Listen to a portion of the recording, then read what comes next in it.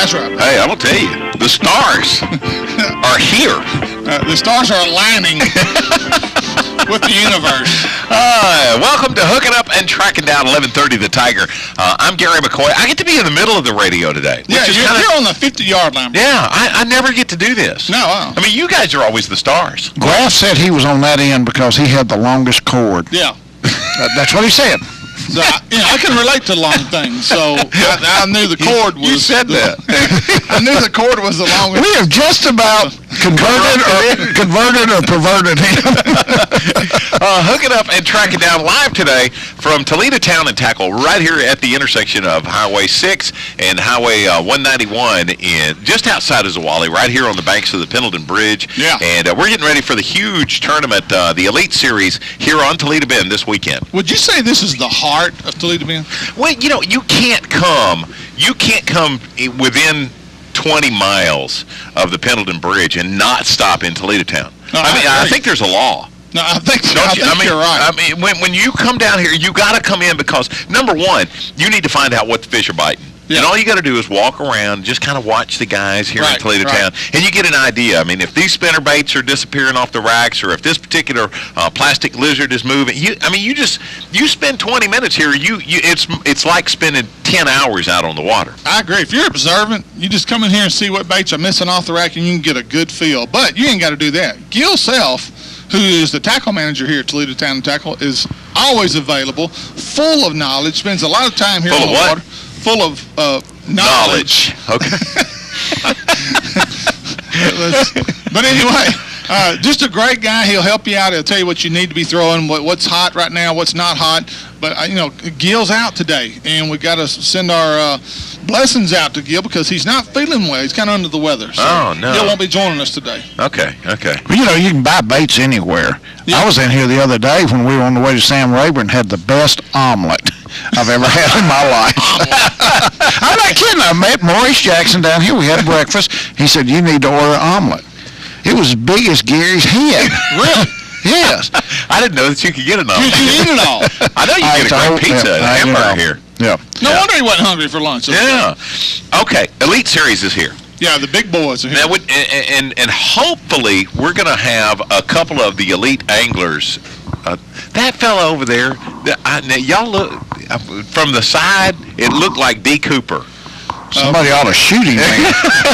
I thought it was D. Cooper. We just saw Jason Pittman from South Louisiana walk by. Yeah. Jason, I don't think he's fishing the Elite, but he's down here for something. He's one of Mr. Twister's pro staff guys. Oh, really? Yeah, but he's from South Louisiana. I met Jason years ago in the Federation when he first started fishing. But I bet he's down here something to do with the Elite. Yeah, I hadn't seen any of the Elite guys. I've been here since 9 o'clock this morning, getting everything set up. Well, they're practicing, right? Yeah, they are practicing, but I have seen a couple of stragglers. Jason Williamson, I saw he came by. He was gassing up out here. He had the boat wrap and all that. And but anyway, been a couple of stragglers come through, I guess, picking up last-minute tackle. But Stephen Browning is going to be joining us later in the show. Matter of fact, at the bottom of this hour, he'll be joining us. And he's actually on the water. He was wanting to come in, but he said, I just hadn't found enough to come in and feel confident for the tournament starting tomorrow. He said, I need to be on the water. So he said, I will call in. Okay, cool. So all he's got to do is figure out how to get from Toledo Bend up to Red River. Exactly. Yeah. Hey, man, did he pull some? That's one of the things that I want to find out from him because I want to say he started off the morning or the first day in 12th place. Wasn't that right? Last year he did. No, but I mean, I don't know about this year. I know last year he was in 12th place because I handled the weigh-in for Mike that day. Yeah. He was the first angler to weigh in and was in the hot seat for the entire time while all the top 12 weighed in. And he was the last man standing. And I've never seen anybody come from that far back to win. He led the second day of this year. Yes, and went on to. Okay. No, I'm sorry, that's not true. Well, I know Aaron Johnson led it the first day. Right. And a guy from South Louisiana led it the second day. From Gonzales. I was familiar with his name. I didn't know who that was. Yeah. And then Stephen ultimately won the thing. And actually, when you're considering, 15 fish pushing 45 pounds, a 3-pound average, that's a good rope of fish no matter where you go, especially when you're talking about post-spawn, because I'm assuming that's where Red River was at this particular time, was into that post-spawn, because Stephen weighed 44.3 with 15 fish. which is a good strength. And we want to say congratulations to AJ Aaron Johnson, one of the best anglers in our Shreveport-Bossier market, one of the best anglers in North Louisiana, period. AJ has even gone to Kentucky Lake and won an event at Kentucky Lake, a BASS event before. So AJ is he's an outstanding angler, and I fished against AJ a lot, and he's very competitive, does extremely well, very knowledgeable in Red River. When I saw he led day one, as a matter of fact, I called Mike, and Mike told me he was leading, and I said, man, can he hold up for 3 days? Because I know how AJ fishes. He loves that frog, and he will die with it. And if that frog bite was on, AJ was going to be hard to beat. Well, weighing 20 pounds the first day, I really thought that, it had set him up because he said that there were 5 other places on the river that he didn't even get a chance to get into on that opening day. And so I thought, man, he's got a real good shot if he's got 5 other places that'll hold up as good as that first place did. Right. And apparently it just didn't hold for him because I want to say the second day and the third day, he was weighing limits, but they weren't nearly as big a limits. Anybody that fishes on that level, a local level, and decides to fish the open is good enough to catch a good sack of fish one day. You bet. But the bottom line is, to win an event, you've got to do it 3 days in a row. Right. You've got to build, and a lot of times you'll have a local angler has a good day, and then just can't do it 2 days in a row, 3 days in a row. Right. And that's what happens more times than not. AJ, I would have put my money on AJ. He's not, when he comes in with 20 pounds, he didn't just have a great day. Right. He's accustomed to catching that kind of fish. Sure. I really thought when he fell off the first day, fell back to 5th or something like that, 3rd, whatever it was, 2nd day, I really thought, and he was, AJ was capable of coming back and catching another 16, 17, 18-pound sack. I thought AJ could win the tournament. Well, his Achilles heel in this particular event was day 2, because the third day he actually did really well and brought himself back within 5 pounds of winning. Yeah, another local angler that did really well was Chad Wiley. I know Chad personally. He's from Alexandria, a great river rat. This guy can fish the river. He can fish anywhere, but Chad Wiley's a definite Red River rat, and he came in 5th and had a great tournament. 34-14 was his total weight, and he's one of the up and coming guys. If he gets some backing behind him, this guy right here, Chad Wiley, can maybe have a shot at making a living fishing. Okay. We want to talk about this Elite Series. We also, here a little bit later in the show, we're going to try to give you a rundown of the Bob Seeley Big Bass Splash that was on Sam Rayburn last week. Right. And how in the world did Mike Wheatley get to help with the weigh-in there? I'm kind of jealous. Mike Wheatley is like site director for Bob Wheatley and has been for years. For Bob Seeley? Yes. Okay. And actually, he is the weigh master. Bob Seeley is the MC. Okay. Mike Wheatley is the weigh master. So, but I think he took second stage to some Gerald people. Swindle. Yeah. I was like, well, Wheatley, that's a killer job right there. And there is nobody more likable than Mike Wheatley. I mean, you're just not going to run across another angler that's got that kind of personality like Bob Seeley. If they ever have a microphone contest, of course, we would enter Gary. Gary'd be our first choice. Gary would be in competition with Gerald Swindle and Bob Seeley. Can you imagine that battle? That would be... Get paid by the word. Yeah. I think that'd be awesome. Okay. Battle of the mic. Elite Series here on Toledo Bend. Now, you what comes to mind is, who's the favorite? Is it going to be one of the Texas boys? Is it going to be somebody from completely out of the area? You start thinking about, limits that'll hold up for, 3 days of competition, 4 days of competition. And I'm going to tell you, Toledo sets itself up.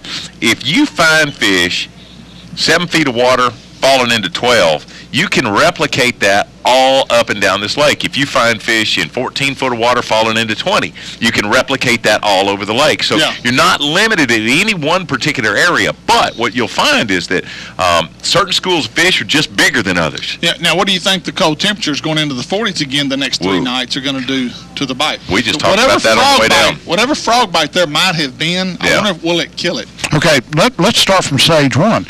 The tournament starts when? Actual competition starts what day? Tomorrow, which is Thursday, and it's 4 days? Yeah. 4 days. I think you're going to have 2 slow days, and then you're going to have 2 killer days. The last 2, you think? Yeah. Todd Faircloth is a guy. local guy from this area. Been fishing Toledo Bend, Sam Rayburn for his whole life. Todd will be a guy to watch. Dean Rojas is another guy that does really well here. It seems to suit his style. Is Steven Johnson fishing? I don't know if Steven's fishing this event or not, being this the elites. I'm not sure if he was able to get in this event or not.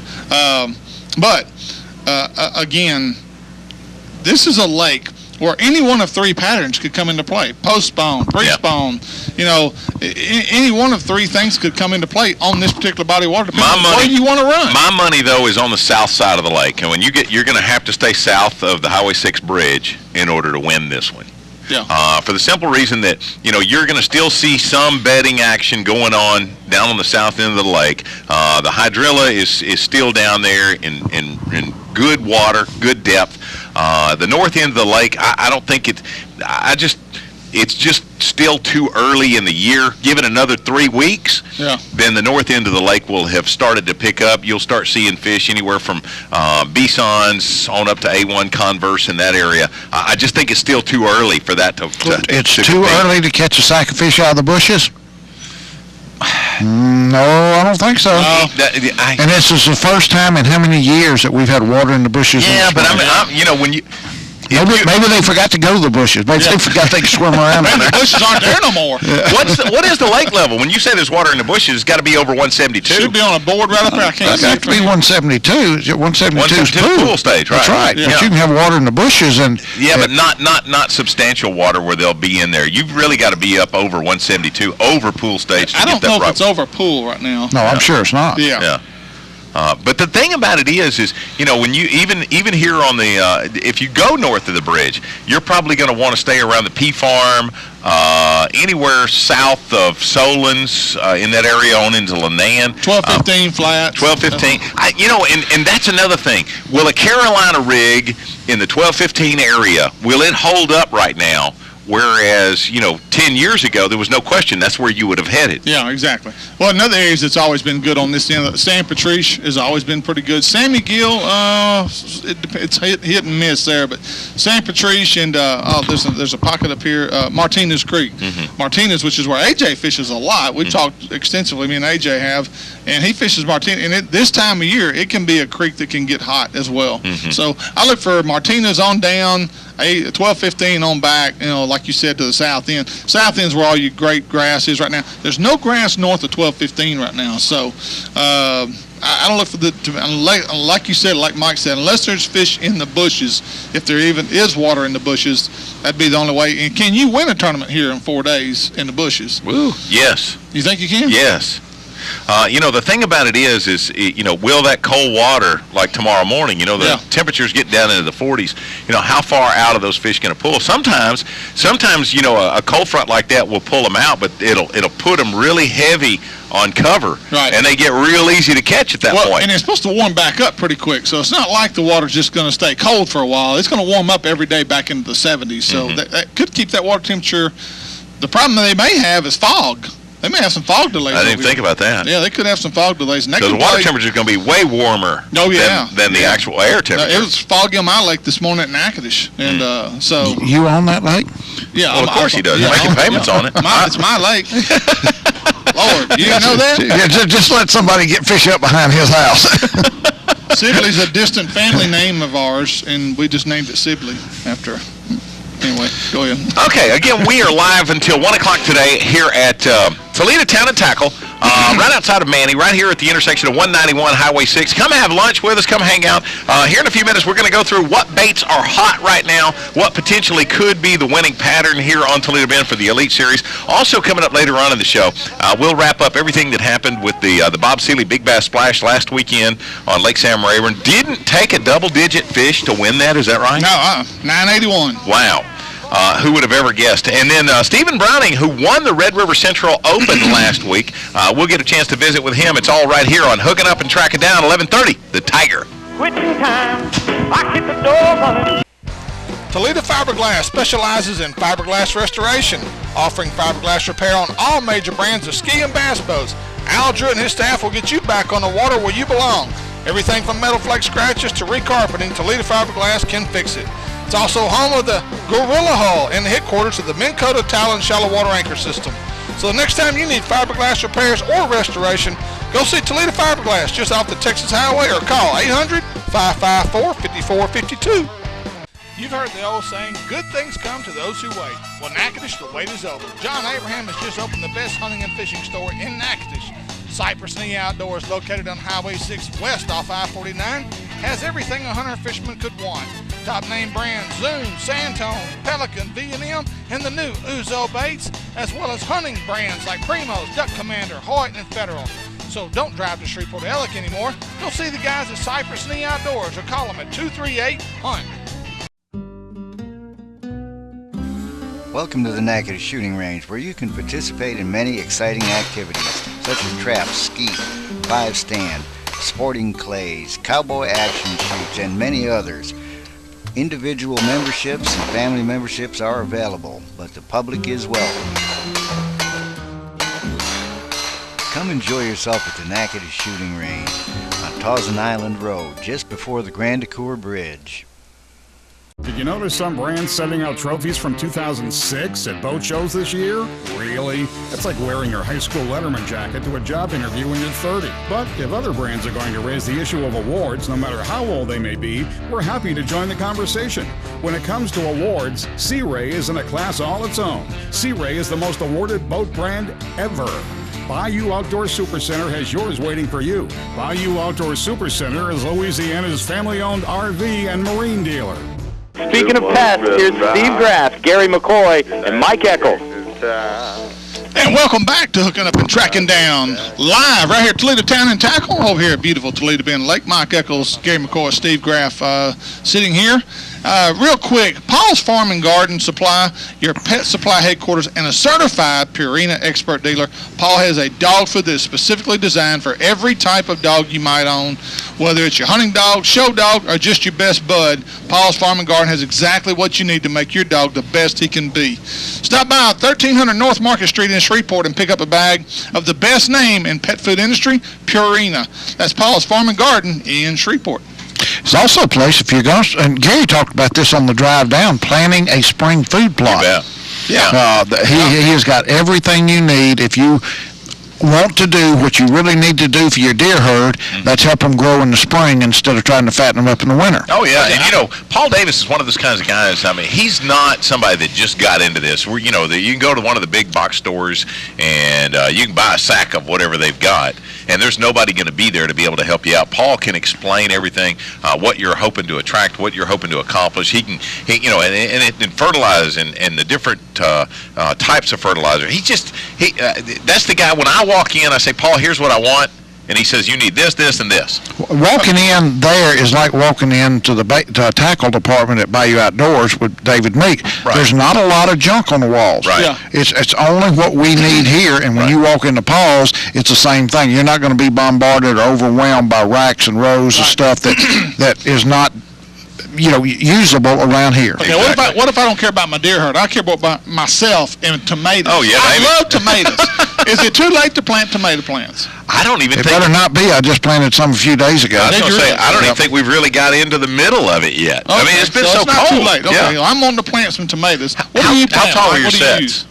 Tomatoes. They're just tomatoes? You don't even know what kind of tomatoes you got. There's You a get the hundred. Better Boys. I got Better Boys. Absolutely. Absolutely. I have no. He has no I idea. did. I swear I did. But I remember it was on that Big sticker. girl, Better Boy. Yeah, it was on that sticker on the side of the box.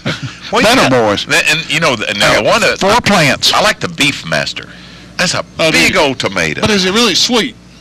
It doesn't matter. It's big. Okay. It covers a You go bun. for quantity, not quality. You want one that covers the whole bun, huh? Have you seen my 3 sons? Look, how can there really be that much different? Everybody says, It's "Oh, you got to have okay. this one, this." A tomato. Every tomato is round, red, and it's got the same bunch of stuff on the inside. Hey, you know how they have really big tomatoes, though? Seriously. Wait a My dad, Have a little bitty mouth. yeah, my dad, about every 5th year, Yeah. we had a big garden behind our house. He would bring in a load of chicken manure, and you had to spread that in the garden, and you had to till it up and till it in. We had tomatoes that were on Farm and Garden magazine. Really? They were they looked like basketballs. They taste like crap. You had to have a fillet knife to cut them. You couldn't cut them with a regular pocket knife. Is there anything in the world better than a couple of really fresh slices of white bread, some real mayonnaise, not this salad, Not the low-fat. real mayonnaise, Yeah. a big old half-inch slab of one of those huge tomatoes like that, dude. and then a big purple onion cut off on top of that. You're killing me, all man. slapped together. Dude, I grew up on that, man. That's the greatest meal that the good Lord could have ever put on this And then plate. they invented Spam. Yeah. And we took heaven to a new level. Oh, with did Spam. we? Fried Spam? Are you kidding me? I was raised on it, bro. Oh man. Spam, something posing as meat. Right. But boy, it's good. Okay, the Elite Series here on Toledo Bend. We're here until 1 o'clock at Kirk Carver's place at Toledo Town and Tackle. You want to stop on by, get some lunch, do a little shopping while you're here. Stop by and visit with us. Great deli over there. Make a great burger. Son. And Mike said they make a great what? I wonder if they Omelet. Great omelet. Would they make a I'm gonna have tomato one on and the onion- bun. Would they have a tomato and onion sandwich over there? you I think? bet I'll make you one. I They bet don't they need to add it. Okay, you got down here a little bit earlier than Yeah. Mike and I, and one of the things that Mike and I were talking about on the drive down was, the cold front that is coming in the morning. How much is that gonna affect the fish on this lake, and what the guys have been finding as they've been practicing the last couple of days? I think it'll hurt the early bite. Yeah. But I think it will help as the day warms up. That 11 to 2 o'clock range. Yeah. I think that's when it's going to really turn on here. And I don't have my best times to fish. That comes on at the bottom of the hour, too. I think there is an afternoon bite this week. No, it's midday. It's a midday bite this week. And so that could come into play. The best bite is in the middle of the day, matter of fact, this week. Well, I've got it on my phone. Okay. Hold on. You're headed out with these guys in the morning, Steve. No, I'm going South Louisiana. I'm going No. We're just we're living in. Okay, let's start before we leave the ramp. The lake level is 170.70 right now, 2 feet below, 1 foot below pool. Yeah. Right. Yeah. 170, I say 171. They still catch fish in the bushes. Yeah. Do they? Yeah. Oh, yeah. Yes, absolutely. On some of the humps, I guess, the bushes that grew up. But I mean, back in the day, you had to have 172 before you really get in. Yeah, but the bushes have grown so far out now. Yeah. Because I believe of that. the lake being low. Yeah. Yeah, there's 2 and 3 foot of water out there in some of the bushes. Gotcha. Yeah. So with fish in the bushes, jig bite comes into play. Especially if the fish are holding up, tight to the cover. Jig bite comes into play. You get a lot of the guys that are going to throw the old gets it tube jigs. Right. Your swim jig. Oh, yeah. Swim jig big, Yeah, especially if swim you jig big and it could very well be that by a tournament end you'll see a buzzbait bite Yeah, around the frog bushes bite. or a Yeah, frog bite around the bite. bushes. I talked to Kurt Carver a while ago before we came on the air. Kurt said the frogs have been selling really well. He said don't matter what frog, whether you're a Spro guy, whether you're a Strike King guy, every one of them are catching fish right now. Now, again, with the water temperature and the night temperature dropping, does that kill that bite for the top water? Does that eliminate that bite? I think it'll depend. I think honestly it'll depend on the brim, where the brim go, because the brim are starting to bed up right now, and those bass aren't going to be far away from them. No, you're right. They're gonna hang around in brim. It will not kill the frog bite for people like Dean Rojas, who knows he can throw a frog and get 5 bites in a day. Yeah. Somebody like us, if we throw it 10 or 15 minutes without a bite, we say they're not biting a frog. Right. Yeah. Right. So, same reason that Noah Watley used to catch 5 fish weighed 25 pounds in February on a buzzbait. Yeah. Right. Because he would throw it all day long. Right. Right. Exactly. So, a couple of years ago when they had the leak down here, Dean Rojas, I didn't win it, zoomed to the top, had a great finish, and was throwing a frog, and it was a little earlier than it is now. Yeah, So, and there was also a sight fishing bite there at that time. There was. Yeah, Dean was sight fishing a little bit as well, but the water on the south end was so low, and it was a totally different ball game here. It was 10 to 12 feet down here at that point, but now the water's back up to normal. I still think those guys are going to go to Housen, 6 Mile, Indian Mounds, all those major, and maybe Negrete. Tennessee Bay. Those are going to be major players on the lake right now. Do we know how many people are competing? Probably 150 plus, Yeah. I think. Okay. A little over Yeah. 150, I think. The strong hand of this one is going to be that there's going to be somebody who does it the way we think it ought ought to be done. It'll be on a bush bite throwing a jig, or it'll be on a Carolina rig in 12 foot of water. But somebody else is going to do something we hadn't even thought of. A bait that we hadn't. There's two baits we haven't even said a word about, and they could be big players here this week. Number one, a fluke. Mm-hmm. Number two, a Cinco. Cold water is going to slow them down a little bit. That little slower presentation may be what triggers the fish into biting here. I don't think the water temperature is not going to drop that much. You don't think it is? Two nights in the upper 40s. Yeah. But it's been down in the 50s the last 2 days. Yeah. It was 52 degrees this morning. Well, if we get one of these, when Stephen calls in, we'll see what the water temperature. He'll tell us what's going on the water. You know, now one thing just came to mind. I remember back in the days of the Association of Louisiana Bass Clubs, the old ALBC Top 6 tournament. There was a team that fished from Leesville.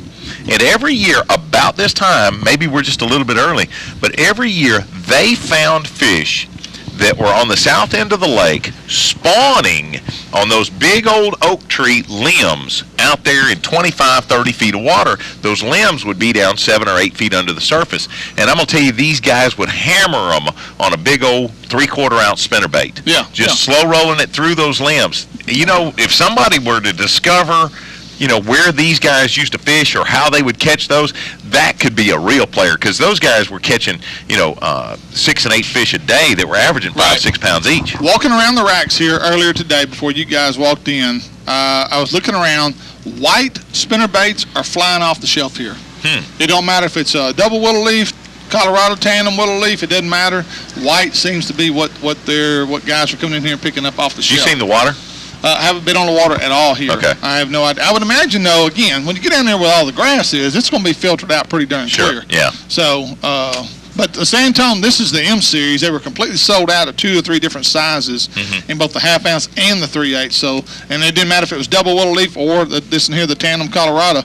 They're the white, and looking at Strike King and some other brands, white seems to be what's coming off the shelf. Huh. So. Okay. But anyway. And it's not far from a rattle trap bite.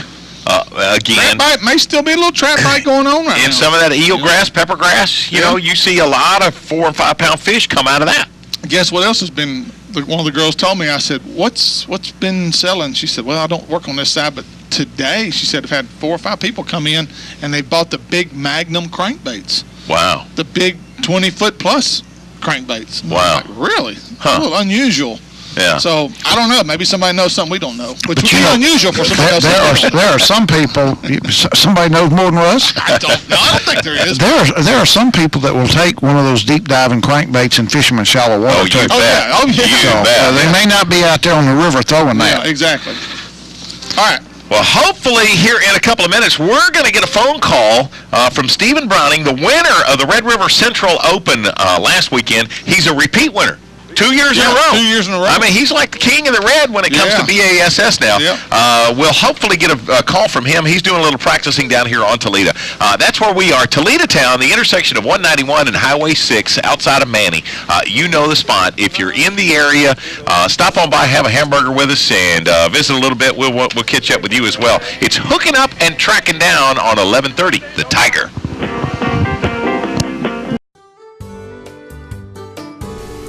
The 2014 Natchitoches Fishing Expo, May 3rd, 8:30 a.m. till 5 p.m. at Prather Coliseum on the beautiful NSU campus, right across from Chaplin's Lake.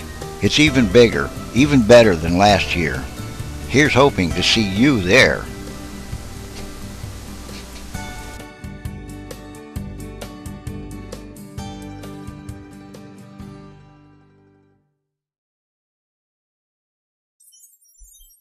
The Natchitoches Parish Sheriff's Office and Sheriff Victor Jones encourage all citizens to remember to be safe, buckle up, and remember, no texting. Legendary quality. At Ranger, it's an unparalleled commitment to incredible strength. With the industry's only pull-truted transom, we don't rely on the upper deck to support the transom and motor. It's a difference so strong, we sliced off this rear deck to show its independence from the transom. From total performance to your peace of mind. Cut open the whole story at rangerstrong.com. When I go shopping, I want camo. fishing tackle, guns, hunting gear, work clothes. And when I go shopping, I want home decor, gifts, children's and baby clothes. Fortunately, we can both get exactly what we need at the same place, Nichols. All the name brands you can find in the big city without driving to the big city and paying big city prices. Nichols, keeping folks happy since 1914. You've heard the old saying, good things come to those who wait. Well, Natchitoches, the wait is over. John Abraham has just opened the best hunting and fishing store in Natchitoches. Cypress Knee Outdoors, located on Highway 6 west off I-49, has everything a hunter fisherman could want. Top name brands Zoom, Santone, Pelican, V&M, and the new Uzo baits, as well as hunting brands like Primos, Duck Commander, Hoyt, and Federal. So don't drive to Shreveport Ellick anymore. Go see the guys at Cypress Knee Outdoors or call them at 238-HUNT. This segment presented by Toledo Bend Lake Country, Commercial Power Equipment, Ranger Boats, and Bob Seeley Outdoors, home of the $1 million Big Bass Splash. Once again, back to you, Gary. Hey, thank you for hanging out with us today. We are hooking up and tracking down on location today at Toledo Town and Tackle. Kurt Carver and the guys. You know, I've got an special affinity for this particular location because Kurt is honestly, without a shadow of a doubt, one of the very best friends that I've ever had. And this store... You don't have many, though, do you? No. Man, have you been around me much? It doesn't take long to figure out. You don't want to hang out. And I don't know why... If we're doing the show, he's going to have two less. I don't know how in the world that Kurt has managed to be with me all these years, but I'm going to tell you. My wife says I'm a changed man, though. so better or worse? Well, for you two clowns. Changed or chained? Yeah. There you go.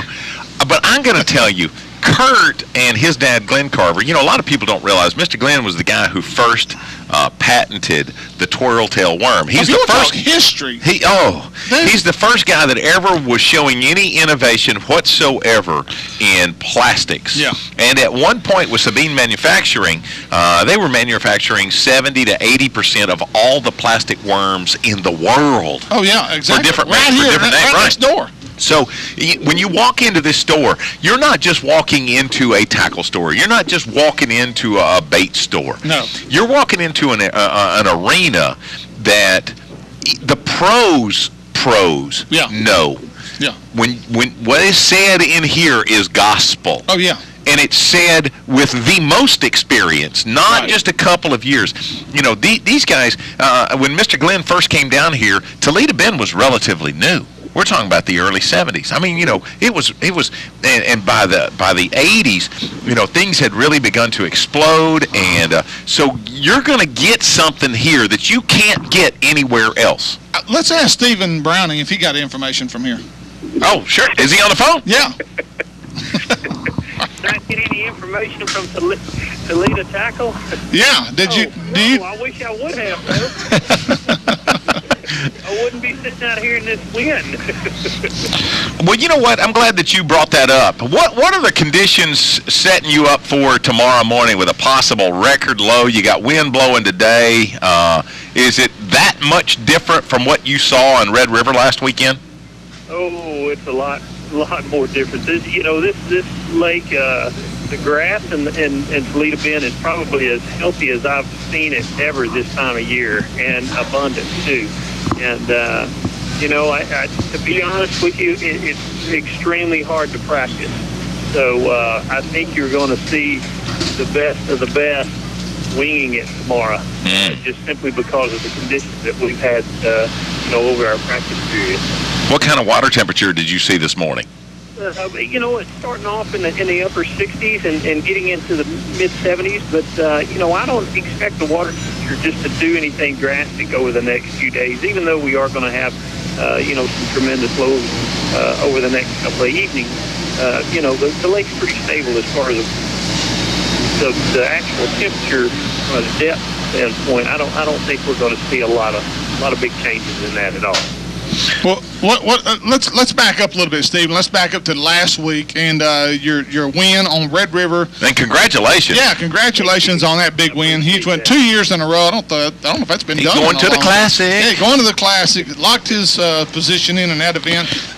Tell us what you did on Red River. Was it the same as last year, or was it completely different for you? Well, you know, one of the things that was the same was a stage that the fish were in, and the majority of them were in a post-spawn situation.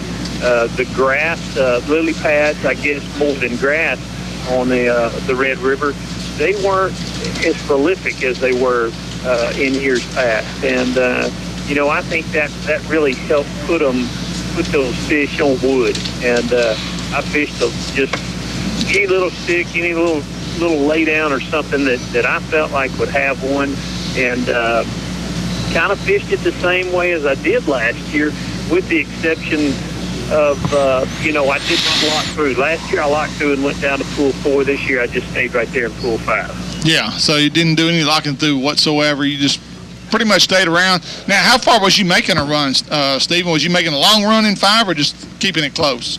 I was keeping it close, relatively close. You know, 10 minutes, I guess.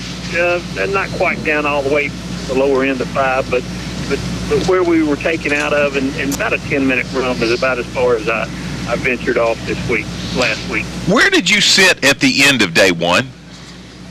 Day 1, I think I was in 5th. Okay. And, yeah, I felt real good. Last year in day 1, I think I was in the 30s. So, you know, I got off to a slow start in some of those, you know, opens in the past that I've done real well in, and it really felt good to get off to a good start, and really felt like I put myself in contention to repeat. Stephen, another thing I want to ask you, you've been on the Red River quite a bit the last 2 or 3, even 4 years.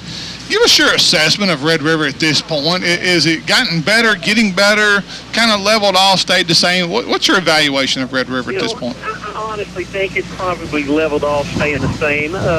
You know, it's better certain times of the year as far as quality and bigger bags. But, you know, being there in late April, right on up through the rest of the year, you know, that 14 to 15-pound range, you know, that 3-pound average is really good to me. Only really any river system, you know, after you get out of the spawn and they get you know, more current related. I think, you know, a 3-pound average is really good. But, you know, I do know that the Red River has had some really good sacks of fish, you know, up in the 20s over the last couple of years. So, you know, river systems, they come and go. You know, it's like a roller coaster. They'll be good for 4 or 5 years, and then the weights will fall down. And that's just, to me, it's because a lot, you know, it changes so much. The spawning grounds change year in, year out, siltation, you know, high water, low water. It just, it changes the environment up a lot. And those fish have a difficult life, to put it, you know, put it that way. Hey, Stephen, this is Mike Eccles here. Congratulations. I want to ask you, and this is for the knowledge for the local people, is Red River a place where once you find a fish on a particular piece of structure, you catch a good fish, that you feel like you can go back the next day and catch them again? So I'm asking you, did you ever catch multiple fish in a 3-day period off of one stump, one log, or something?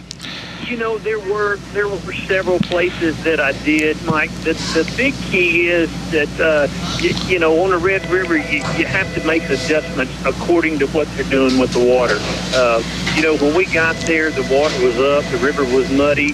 That just, to me, put a lot of the fish in the backwater areas. You know, the river stabilized a little bit. I think I had an air show just come over me. Good night. That's those guys from down in South Louisiana. Yeah. From England Air Force Base flying over. And guess what? You are the target. They're taking bombing practice right now, and they just locked in on you, buddy. But, you know, you have to change with that water level. It was high. They dropped it out pretty drastically over a couple of day period there, that Wednesday and Thursday. And then Friday morning kind of stabilized, but it just wasn't deep enough where I caught the fish the first day that I felt like it just pulled them out just a little bit. And then rolled back, and the next thing I know, the water's back up about 8 inches, and it really put them right where I needed them to be. Oh, fantastic. Well, let's talk about here. Okay. Steve, all right, Toledo Bend, what's it going to take, and what's going to be the pattern that you think is going to be significant in this event? You know, I think it's going to be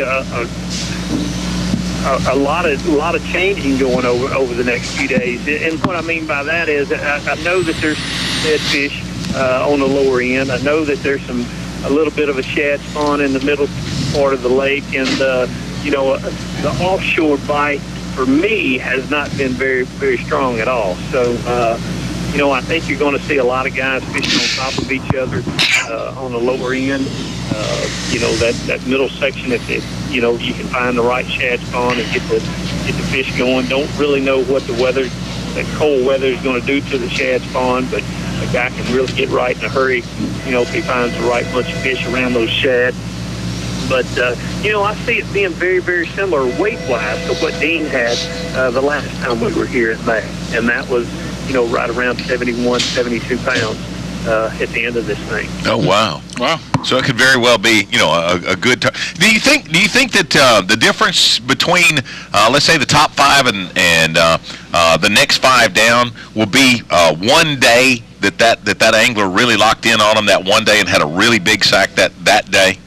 There's no doubt about it. There's going to be the top 5 guys. I guarantee you, they will have those 22 to 24 pound stringers in their daily catch over the course of 3 days. I just I believe that's how it has been in years past. And if a guy can go out and get that, accomplish that 23, 24 pounds, I feel like he can take it and ride it right on to the top 5.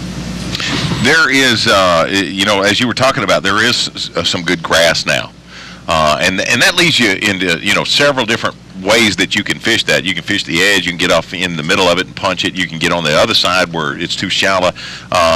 If you were approaching an area that now you knew that there were fish in it, are you going to attack that grass different at different times of the day? You're going to attack it one way early in the morning and then fish it a different way as the day progresses? Well, I think so. The deal is with grass-related fish, a lot of times in the morning they'll be what we call the inside edge. Right. And then, as the sun gets up, which we are going to have a lot of sun, it looks like, they're going to start getting a little deeper in it. So that's when you'll have to start punching around. Mm-hmm. Hey, Steve, what about a frog bite over here at Toledo Bend? Has the frog bite been on at all, or? I've thrown a little live target frog for 3 days now, and I've caught one fish on it. They just they want to follow it, but they just don't want to commit to it. So top water, I don't know. With the conditions that we have, I think it's on the downslide. Well, I got a box full of hand grenades. I mean, we'll catch them. We can work on them, brother. We'll get them in the frog-colored hand grenade. Throw that red stick out there. Stephen Browning, congratulations, brother. Yeah, and I tell you what, I know that when it comes to the Red River, you're quickly becoming the man to beat on the Red. Well, if they will continue to have in April, early May, I'll promise you I will have my entry fee paid first off. That's my time of the year for sure down there. All right, Stephen, we appreciate your time, buddy, and get out there and find some more fish, and good luck this week. We'll do it. Thank you, gentlemen. Hey, we appreciate you sharing some of your practice time with us, brother. Bye-bye. Stephen Browning, he's competing this weekend. The Elite Series is here on Toledo Bend. First day of competition tomorrow. Where are they launching at Cypress Bend? Cypress Bend, yeah. Okay. Great place. Great place. Man. Beautiful. Somebody did their homework when they developed that ramp and set that whole thing up. Somebody did their homework. Oh, man, without a doubt. But I will say this. Whoever designed a boat ramp with curbs on it has never backed a trailer down in the water. I will say that. End of story. You need to quit drinking. Yeah. Come visit with us. We're at Toledo Town. It's hooking up and tracking down, 11:30, the Tiger. Looking for a place to get away from it all? Look no further than Red River's Midway Marina in St. Maurice. Owners John and Kemp Nelson invite you to stop by for lunch or come in and rent one of several cabins for the weekend. RV hookups and a nice boat ramp that leads to some of the best skiing and fishing on Red River. Fully stocked bait and tackle store with gas pumps on and off the water. So book your next trip online, MidwayMarinaStMaurice.com, or call 318-646-0097. Natchitoches, Louisiana is known for its rich history, and when you talk car buying, Natchitoches Ford has the distinction of selling the very first Ford automobiles in Louisiana. That means they have been satisfying customers for a long time. Friendly people who will make sure you have a great car buying experience. Their no high pressure and hassle-free sales staff will do their best to offer you the best service possible when buying that new car or truck. Family owned and operated, Calvin Braxton Sr. and Jr. want to invite you to stop by and see the guys who started it all in Louisiana car buying at Natchitoches Ford Lincoln, just off the Highway 1 bypass in Natchitoches, or call them at 318-352-3677.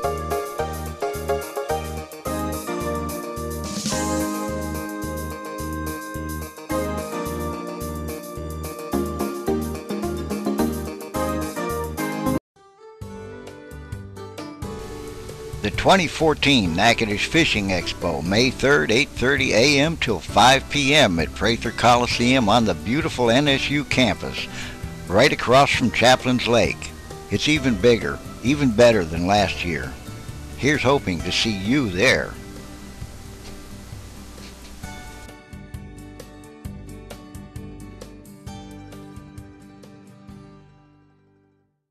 Did you notice some brands sending out trophies from 2006 at boat shows this year? Really? It's like wearing your high school letterman jacket to a job interview when you're 30. But if other brands are going to raise the issue of awards, no matter how old they may be, we're happy to join the conversation. When it comes to awards, Sea Ray is in a class all its own. Sea Ray is the most awarded boat brand ever. Bayou Outdoor Supercenter has yours waiting for you. Bayou Outdoor Supercenter is Louisiana's family-owned RV and marine dealer. This segment presented by Santone Lures, the Red River Waterway. Well, you know, he married Mr. Fishing Brennan, line. Get vicious with the fishes. Now back to the guys who are the so-called experts of the outdoors, Steve, Gary, and Mike. Hey, thank you for hanging out with us. Now, today, we've actually got the show on the road. We're not in the studio at 1130 The Tiger. We're here at Toledo Town and Tackle, Kirk Carver's place, right here at the intersection of Highway 6 and 191. You know Toledo Town. You've been down here any time in the past. This is the stop you've got to make before you can fish. I mean, it's just a law. Yeah, I mean, when you come here to Toledo Bend, it's almost, like you said, it's almost just like a law here. You have to stop by the Kirk Carver's place, Toledo Town and Tackle. Top name brands, everything that is anybody in the fishing world is on the racks here at Toledo. People have asked me, well, why do everybody go there? What's the attraction? He's got everything you could want. Every major manufacturer of bait and tackle in the country or the world is right here on these shelves. It's kind of like Heartland 1010. You really can't explain it. You have to go to see what it is and know that once you've been there, you've got to go back. What's that old phrase? One-stop shop? Yeah. That's it right here. Wait, groceries. I have not fished Toledo Bend in probably 8 or 10 years. Yeah. Just being in here. Give me your man card, man. Just in 45 minutes, I've seen 4 people that I know. Yeah. Walk through. Yeah. People that are from all over South Louisiana. Oh, yeah. You know, Jason Pittman. I've seen 4 people walk by that I know, so it's a magnet. Oh, without a doubt. Oh, yeah. You know, all you got to do is be up here early in the morning, drink coffee and eat biscuits or an omelet or something like that, and I mean, it's like a family reunion, if you will. One of the things that a guy posed to me on my Facebook page the other day was, how can I listen to archived hooking up and tracking down shows on my mobile phone? Can I listen to them on the phone, or do I have to go to a computer and listen to them, that way? Can you listen to an archived hooking up and tracking down show on your mobile phone? I've never tried, but I will say this. Those of you that are listening have tried to go to our archives. 2 of the shows are back up and running again. The archives are slowly getting caught back up again and updated. Mm-hmm. But if you want to see the show, YouTube, Hooking Up and Tracking Down show on YouTube. We are on every week. The last week's show was posted already. It's already been on. What's the YouTube channel? Hooking Up and Tracking Down. Okay. HOOKIN. Yeah, hooking up, tracking down, just like it is. You might even get there. HUTD. I don't know. You might try it. I've never tried it, but I just know if you go Hooking Up and Tracking Down YouTube, you're going to get our show. Oh, fantastic. So, okay. Anyway. Well, I know that was on there. And anytime that you want to catch up with some of the pointers that are on there, any of the shows, any of those archives and stuff is on the website, HUTD.net. Yes. Or you can actually jump on our Facebook page, which is facebook.com/hooking up and tracking down.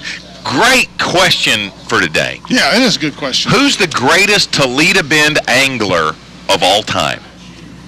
And we're talking some great anglers that come through here. Man, Larry Nixon, who's competing this week, cut his teeth right here. Tommy Martin, right here, cut. You know, it was kind of funny because in an interview, it's been probably 30 years ago, someone asked Tommy, said, how was it that Toledo Bend made you such a great angler? He said, when you can go out in a day's time and get 80 bites, you know what it feels like to get bit at that point.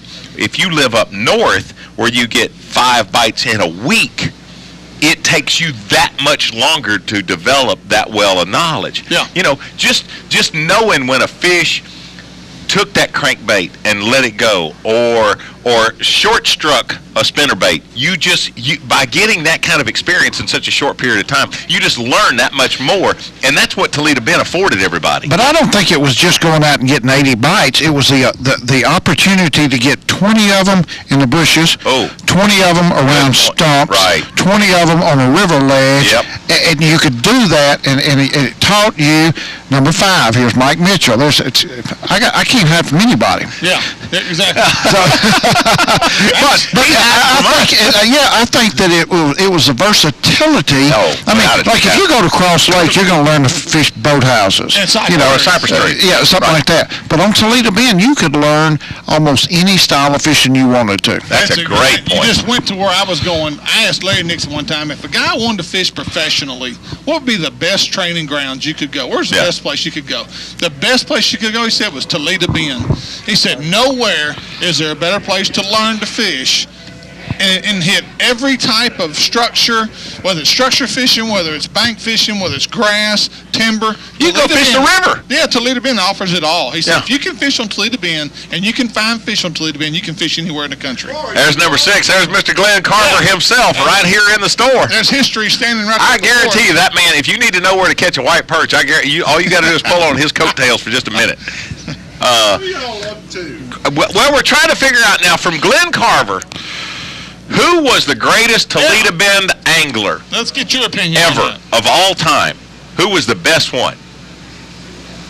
There's a lot to choose from. I'm thinking it's got to be somewhere between Larry Nixon, Tommy Martin, Mike Metcalf, Robert Hale, Harold Allen, John Hale. Oh, I don't know. That would be a tough question. Well, it is a tough question, but we're on the radio. We can just lie. Yeah. Nobody. We make something up. Well, see, that's a guy in retail sales. He's probably got an opinion, but he doesn't want to make the other 5 mad. The best one I've ever known is dead and gone. Now, who was that? Glenn Causey. Glenn Causey? Never heard of him. Never heard of him. And he was something else. He says Glenn Causey, dead and gone, and in Mr. Glenn Carver's opinion, was the greatest Toledo Bend angler to have ever lived. Hey, Tommy Brown. You think about it. You know, Tommy, didn't he guide down here out of Converse? Tommy's family owned the store at Converse Crossroads, and Tommy was a full-time guide when he was in high school, put himself through college guiding on Toledo Bend. A great guide, great fisherman. Friend of mine, so I'm going to say, no, he's not in the top. Yeah. I tell you who one of the better fishermen right now is over here. Who? Glenn Freeman.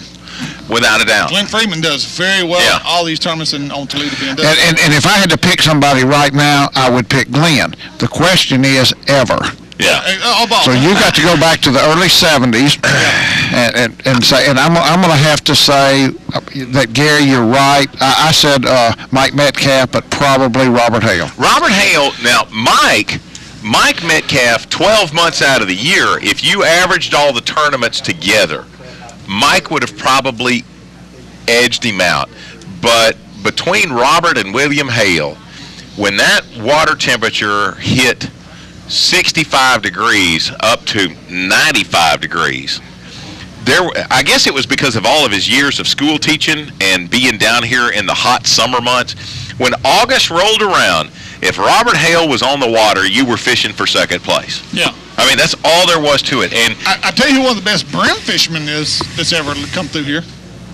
Greg Prosell. Without a doubt. I didn't even thought about Greg. He was a great bass fisherman too. Yeah. And especially in the area, here in the Zwolle area, especially around his old home place and stuff like that, golly, anywhere from Prosell's and Solon's in that area. Lake, unbelievable. And you know what? Now that you mention it, I think about several of the guys who have competed over the years down here that everything that they learned, they will attribute to one of the guys' names that we've just mentioned. Oh, yeah. That they picked that up. I've had guys tell me, I knew I was fishing right when I was fishing the same pattern as Mike Metcalf. And we were talking about the grass earlier. I can remember when the grass was essentially brand new. The hydrilla was brand new in the lake. And Mike Metcalf was one of the first guys catching fish around the grass edges on a mud bug. Where that grass ended, like at the river's edge and stuff like that, Metcalf was fishing those old creeks and sloughs where they dropped off in the river, and he was staying close to that grass. And nobody, you can't really do that on the north end of the lake anymore. I mean, it just doesn't come out there. But the innovations that were made, man. The last time I fished against Mike was about 8 or 9 years ago. There was a BASS event here, and it was a Pro-Am type event. And day one, Metcalf comes in, docks his boat right beside where I'm at, zeros. I've never seen Mike Metcalf zero in my life. Wow. I was shocked. It was day one of the event. Wow. Next 2 days, 20 plus both days. Wow. And I was like, what in the world could his boat broke down. Yeah. Did he just sleep in all day? Did he fall asleep in the boat? What happened? So when the smoke cleared in 2 days, Mike Metcalf in 2 days beat Steve Graff who fished 3. Oh, I could have fished a week.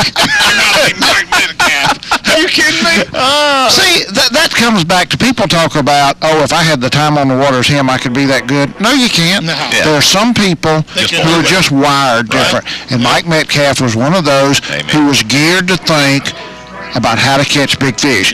Didn't bother him that he zeroed the first day. No, didn't bother Probably him. could have quit at 1 o'clock and gone and caught 10 or 15 pounds. Yeah. But he didn't do that. He stayed on that 25-pound sack technique. Right. Even though it didn't pay off. Right. It goes back. You think about the innovations that have happened right here on this lake. Hugh Wrinkle and the Rinky Dink, the little George back in the day. The amount of worms. Stanley Jig. I mean, it's just, it seems like this is the grandfather of them all. And we're just tickled to death to be. I remember fishing in the grass as Steve Nichols taught me to fish in the grass. And I'm talking about grass so thick that when you pulled your boat up in it, didn't matter how hard the wind blew, you sat there. Stayed right there. And we were punching the grass with a, get this, half-ounce jig. Oh, yeah, buddy. That was the biggest thing you had. Oh, yeah. That was back in the days we had what we called the Hydrilla Gorilla, which was the old black and amber jig, and you trailed it with the pumpkin green crawl worm.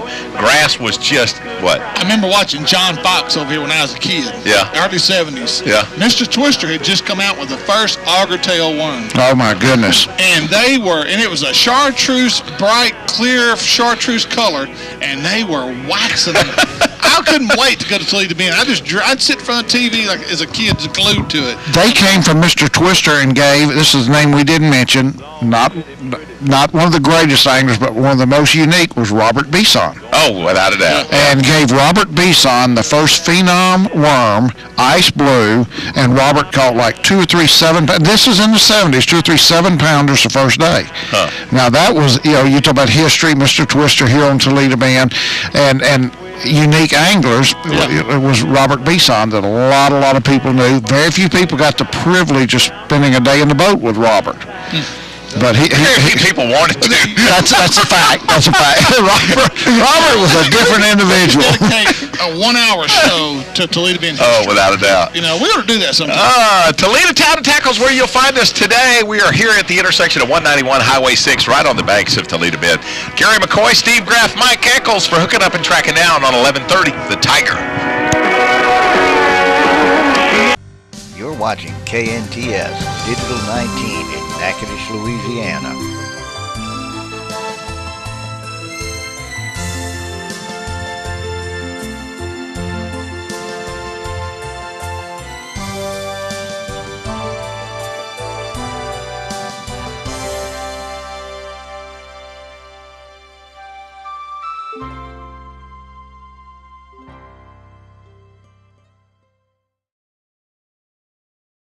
Too hot in the summer, too cold in the winter, and your heating and air conditioning system is burning holes in your paycheck? you need to call Luke at Guy Heating and Air.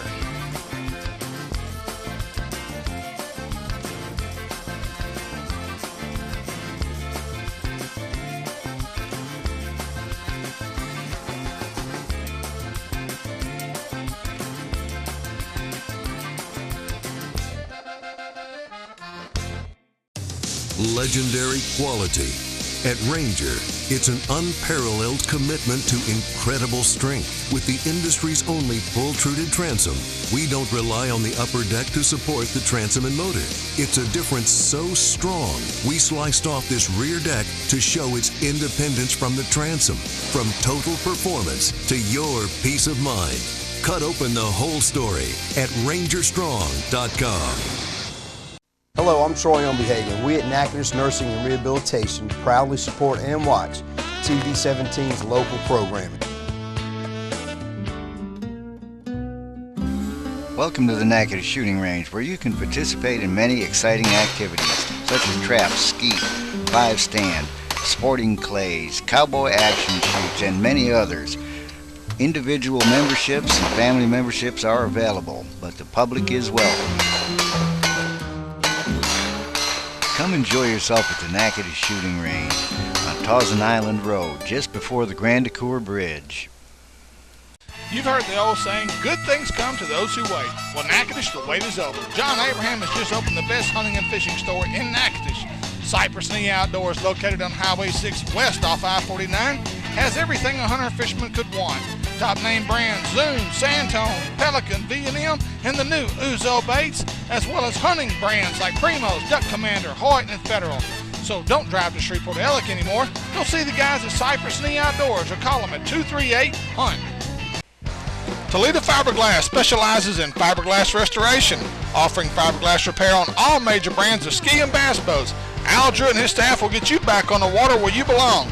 Everything from metal flake scratches to recarpeting, Toledo Fiberglass can fix it. It's also home of the Gorilla Hull and the headquarters of the Minn Kota Talon Shallow Water Anchor System. So the next time you need fiberglass repairs or restoration, go see Toledo Fiberglass just off the Texas Highway or call 800-554-5452. The 2014 Natchitoches Fishing Expo, May 3rd, 8:30 a.m. till 5 p.m. at Prather Coliseum on the beautiful NSU campus, right across from Chaplin's Lake.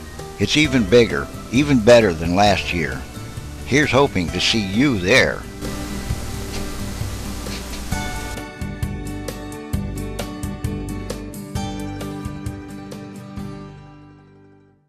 You've got to get hotel development where you've got 200 rooms for our guys to stay, and you've got to get a meeting place for 400 people. Well, we had none of that then. So when we started the Cypress Bend Resort project, that was one of the reasons. You know, that was an economic development project, but we wanted the ballroom to hold 450 people. Gotcha. You know, and they actually took our plans when we, Cypress Bend Park used to be Twin Island Park, and that park was redeveloped for that big pavilion. And Bass actually took our plans and redesigned some of those areas in that day.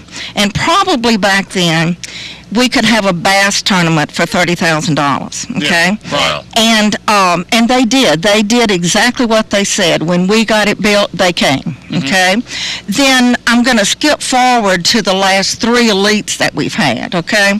Because by this time, by 2005, you have tremendous competition to get bass into an area. Oh, you bet. We look at bass because fishermen follow bass. 85% of the people that come to Toledo Bend, the trip is determined by the male. They want to fish. Right. And so we look at ways to keep the fishing environment healthy, not only biologically, but psychologically, people wanting to come, you know, with the restocking, the big lunkers, that type thing.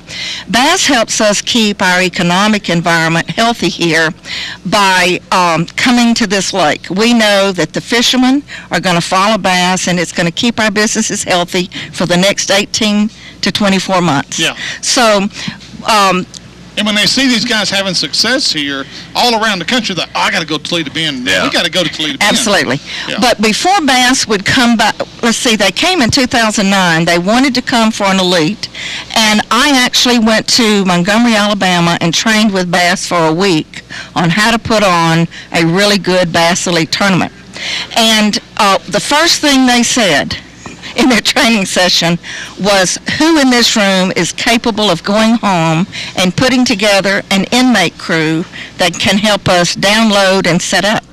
Well, one of the real advantages is that Sabine River Authority has a great maintenance crew, and they happen to have a deputy that works inmates.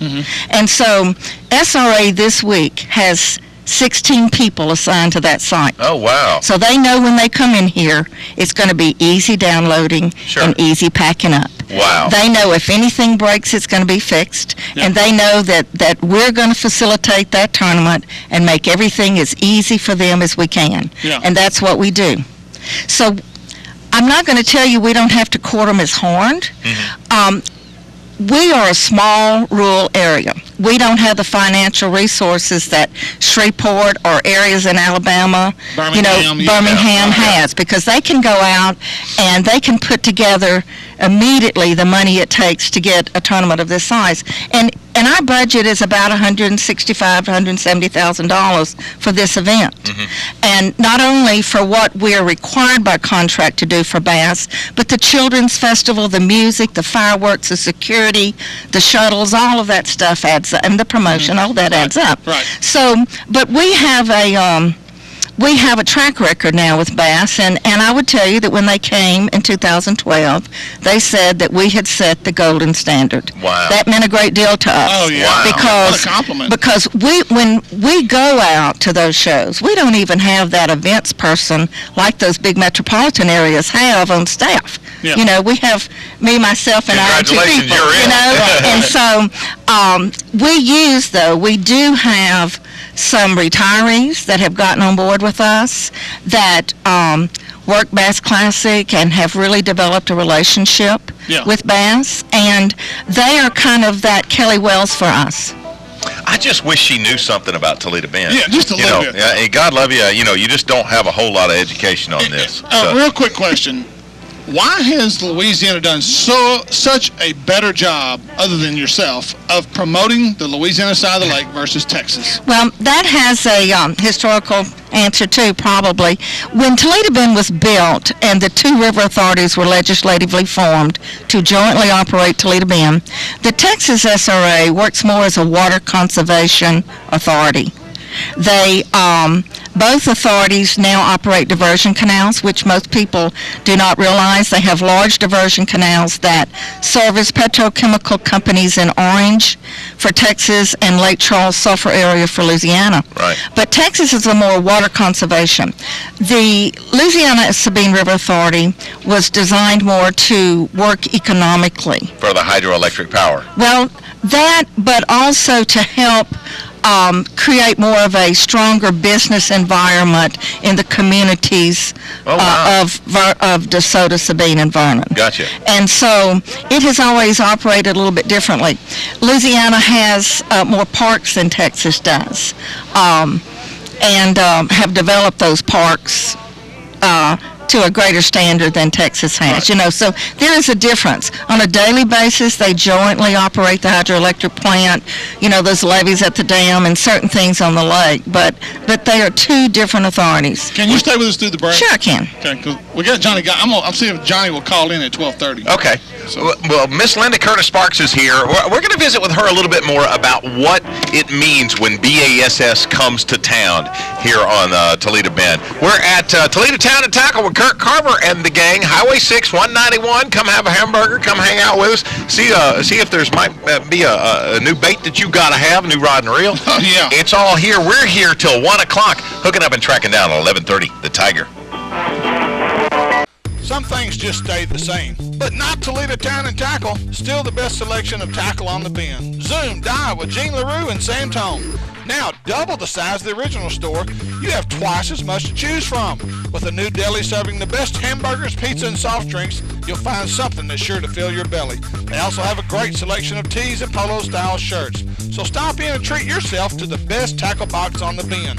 Toledo Town and Tackle on beautiful Toledo Bend Lake. Looking for a place to get away from it all? Look no further than Red River's Midway Marina in St. Maurice. Owners John and Kemp Nelson invite you to stop by for lunch or come in and rent one of several cabins for the weekend. RV hookups and a nice boat ramp that leads to some of the best skiing and fishing on Red River. Fully stocked bait and tackle store with gas pumps on and off the water. So book your next trip online, MidwayMarinaStMaurice.com, or call 318-646-0097.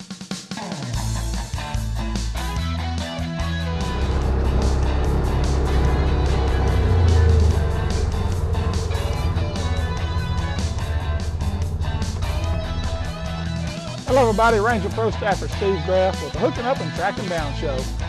Folks, there's nothing I love more than my Rhino. I've had 3-wheelers, I've had 4-wheelers, but if you want the best of the best, you need to get you a Rhino 700 from Honda Yamaha Village right here in Natchitoches. My Rhino does more than take me to and from the deer stand. It is a great utility vehicle around your house. You can use it for all kinds of stuff, including yard work. I've got it loaded down right here. But one of the best features of the Rhino, it's got a dump bed right in the back of it. So go see the guys at Honda Yamaha Village of Natchitoches, Chip, Layton, and the gang over there, and let them show you the new Yamaha 700 series from Honda Yamaha Village right here in Natchitoches. When I go shopping, I want camo, fishing tackle, guns, hunting gear, work clothes. And when I go shopping, I want home decor, gifts, children's and baby clothes. Fortunately, we can both get exactly what we need at the same place, Nichols. All the name brands you can find in the big city without driving to the big city and paying big city prices. Nichols, keeping folks happy since 1914.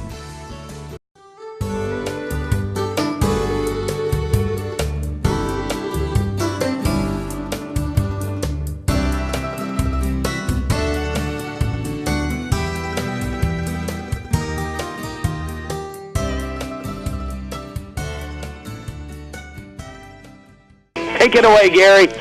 Speaking of Johnny Geis, we're going to visit with him here towards the bottom of the hour. Yeah. Get our Lake Fork report. He just said they brought in a big one.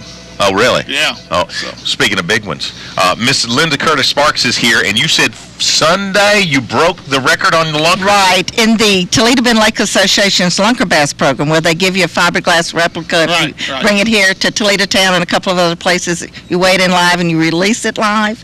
Last year we broke our previous record of 50 in 1 year. We had 58, and as of last weekend they caught their 59th. Oh, wow. So we still have about 3 more weeks. We give them out on Seeley's Big Bass Splash weekend. Which is a great way to do that. It is. And we take one big picture of all of these people with their fish at the same time. Yeah. So you'll see that down at the Bass Elite this weekend. You'll see that big picture of all those fish.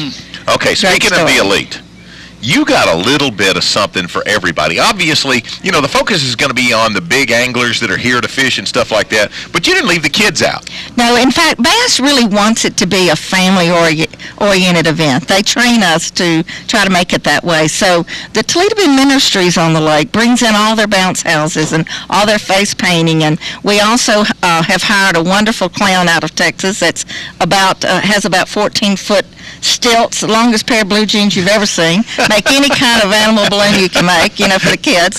One of the things, though, that kids love and adults, too, is all those water tanks with all those active lures and real fish in them and those kind of things. Bass has some games for the kids, some casting things and things of that nature.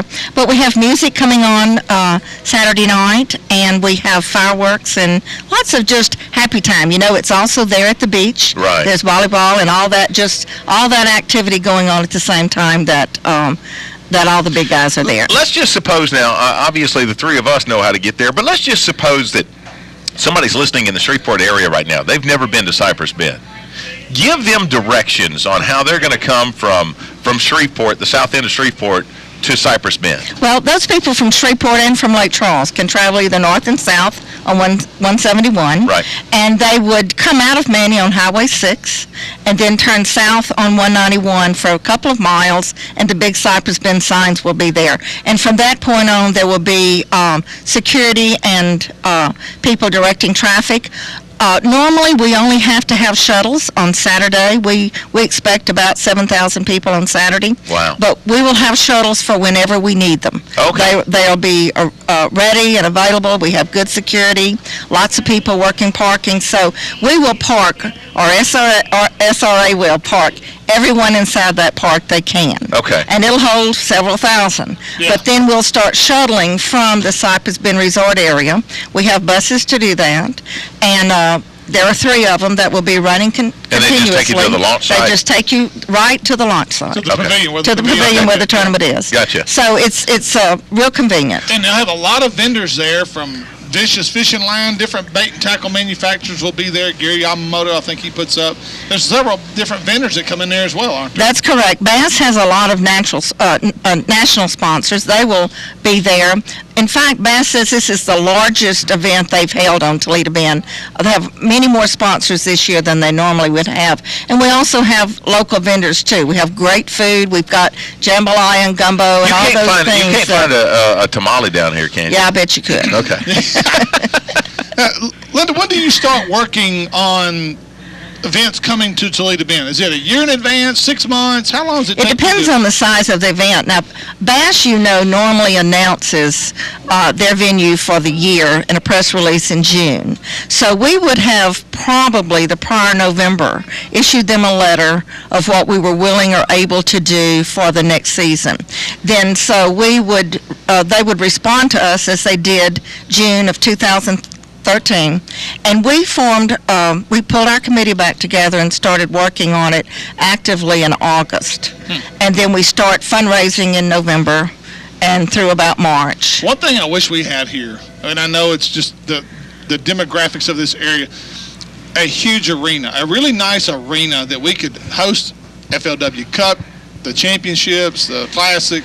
I wish we had some kind of arena, but I know where we're located is just not really feasible. It's really not, and we just are never going to qualify for those events. That's what we tell people, that we're just never going to qualify for them because, one, the upfront money, the TV rights you have to have is probably prohibited as far as us raising that kind of money, and it's the arena itself. Okay, great place for a Classic. We talked about something earlier. I'm going to flip the question just a little bit. We discussed amongst us a few minutes ago who was the greatest Toledo Bend angler, in our opinion, of all time.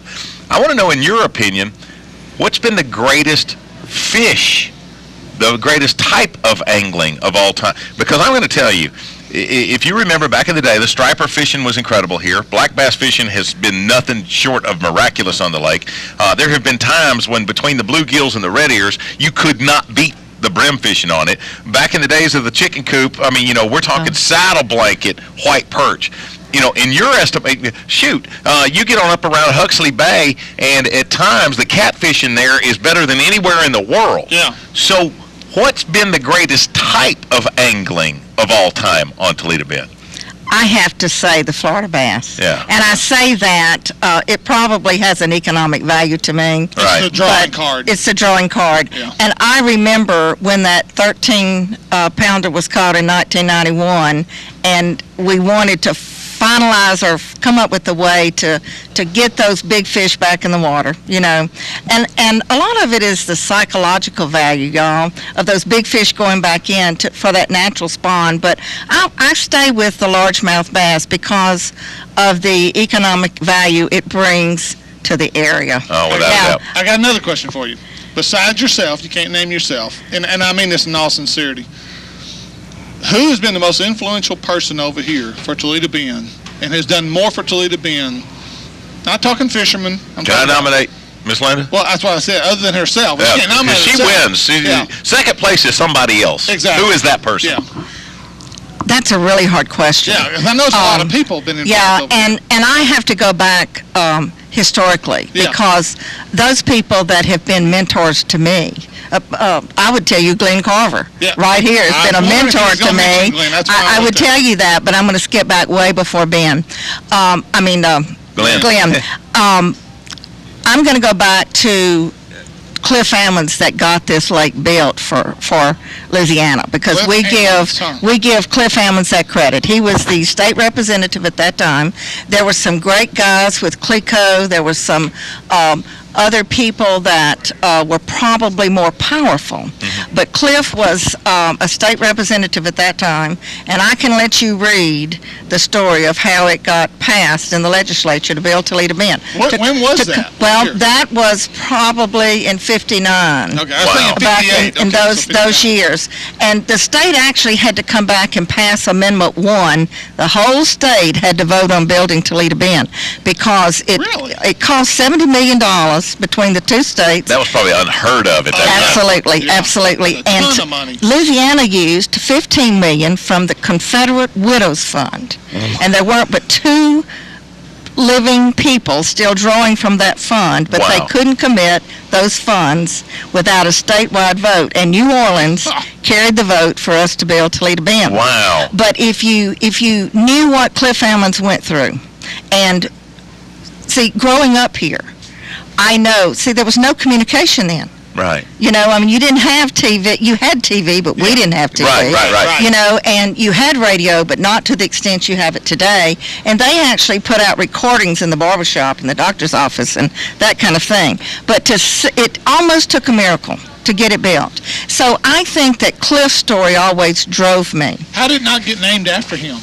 I can't tell you that. You know, it was named after a bluff in Toledo, Spain, and there was a long history of names that they went through. Right. But you have to remember, there's a state representative and a senator for every parish along the Louisiana side and every parish county along the Texas usually side. it's named after the guy that heads everything. And Jimmy Davis was governor by that time. You know, at one time they thought it was going to be named after the two governors for Texas and Louisiana. But really, I have to go back to Cliff. Now, when I came and actually was at the River Authority, Glenn taught me so much about the biological makeup of the lake and who to go to and this type thing. So when it came to getting into restocking the lake or things of that issue, Glenn was real instrumental in it, I would have to say. Wow. We could do 2 hours on this, dude. We don't have to do this again. Miss Linda Curtis Sparks, thank you so much. This has been honestly the most fascinating half hour that I believe I've had in years. Yeah. Well, we always enjoy y'all. We appreciate you. We hope you're going to be at the show this weekend. Oh, you bet. And we just thank you a lot for getting the word out for us. We want to say thank you to you for all your support of our program, Linda. We've always cherished and valued your input and your support. Now, I'm going to flip back one time and take the mic back from you. You asked me about fishing. There is nothing greater than pulling those crappie in personally, okay? So all those people listening need to come and have that fun and enter that crappie contest that's coming up next. But personally, that's my favorite kind. And you know what? We're about to get into that really strong. You know, from now until probably around the 4th of July, about 18 foot of water, that crappie jig down there, or a shiner, you know, about a foot off the bottom. And is there any better eating? God. Oh, man. Miss Linda Curtis Sparks, thank you so much. We're getting ready for the Elite Series here on Toledo Bend. Competition will start tomorrow. All kinds of great stuff lined up for you at Cypress Bend. Stop by, visit with us, and we'll have that information up. In fact, we're going to put a bunch of it on the website as well at hutd.net. It's Hooking Up and Tracking Down on 1130, The Tiger. Hello, I'm Troy Umbehagen. We at Natchitoches Nursing and Rehabilitation proudly support and watch TV17's local programming. The Natchitoches Sheriff's Office and Sheriff Victor Jones encourage all citizens to remember to be safe, buckle up, and remember, no texting. Legendary quality. At Ranger, it's an unparalleled commitment to incredible strength. With the industry's only pull-truted transom, we don't rely on the upper deck to support the transom and motor. It's a difference so strong, we sliced off this rear deck to show its independence from the transom. From total performance to your peace of mind. Cut open the whole story at rangerstrong.com. Welcome to the Natchitoches Shooting Range, where you can participate in many exciting activities such as traps, skeet, 5-stand, sporting clays, cowboy action shoots, and many others. Individual memberships and family memberships are available, but the public is welcome. Come enjoy yourself at the Natchitoches Shooting Range on Tawson Island Road, just before the Grand Ecore Bridge.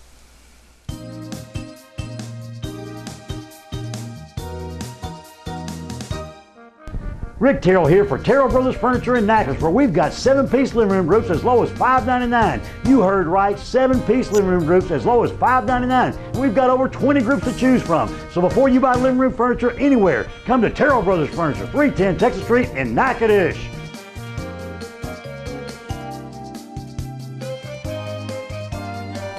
Let's go eat at Hana's Steakhouse and Sushi Bar. They have all of our old favorites, or we could get something a little more exotic, like the Hibachi Grill, conveniently located at 814 Kaiser Avenue. Here's your Mr. Twister's best times to fish this week, starting Friday, May the 2nd. Peak times, 2:40 in the afternoon till 5:40 that evening.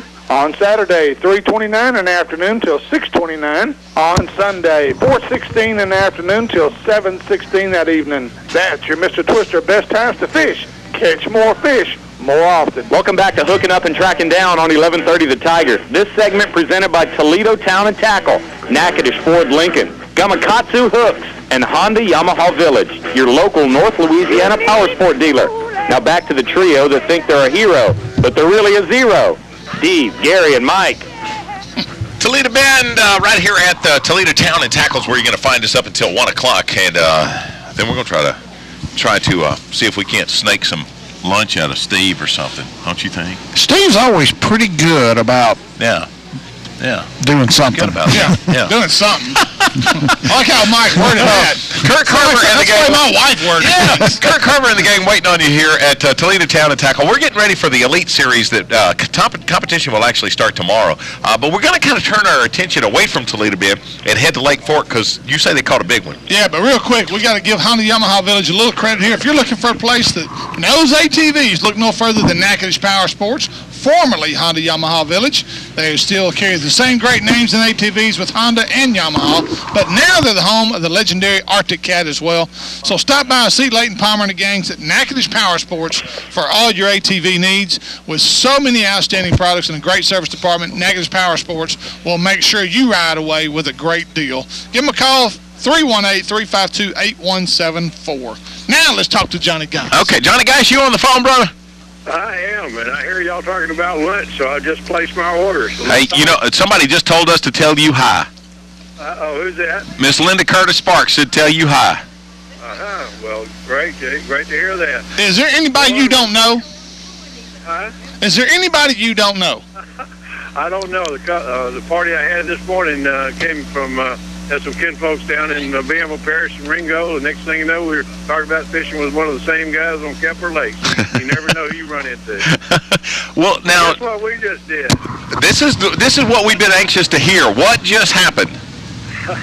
Well, the wind's blowing about 30 miles an hour out of the north. We got our jumpsuits on just like it's winter fishing. I'm thinking another miserable day with a cold front. But no, we just voted 14 fish, and the young lady, 21-year-old girl, she just catches a 9.8 bass right beside the boat. It's unbelievable. You must be living right, brother. That's all I can figure. The two largest fish come out this year. Both of them, the young ladies caught it. That's how easy this live bait fishing is. And we had 14 of them, and they were just cookie cutters, 4 to 9 pounds. It's just awesome, man. What a great time at Lake Fork. Did as far as the weather went, did things, did they start off slow this morning, or did you ever notice a skip in the your fish catching? Well, the day before yesterday, I had 25 on weightless flukes and wacky worms. So I'm thinking, okay, this is pretty good. We're on to that bite now. Didn't pick up the live bait but a couple times. Caught a couple on it, but had a great day in that. Well, the next day, I had a guy that fished with me earlier, and he wanted to do the live bait, and that was yesterday. It was a bluebird sky, just turned off, not a cloud in the sky, and that bite died. We didn't start at 10 o'clock and only caught 6 fish. One of them had a 7-pound, 7-ounce, so he had a good trip, but miserable day for a guide when you know they're there, they're just not biting.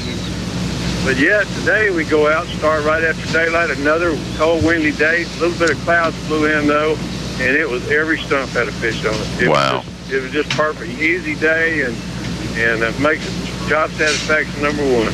For the just the regular weekend warrior that shows up and a pretty big blow like what you're seeing today with 30-mile-an-hour winds, is that guy going to be in for a really long day, or is he going to be able to find a place to get out of the wind and maybe catch a fish?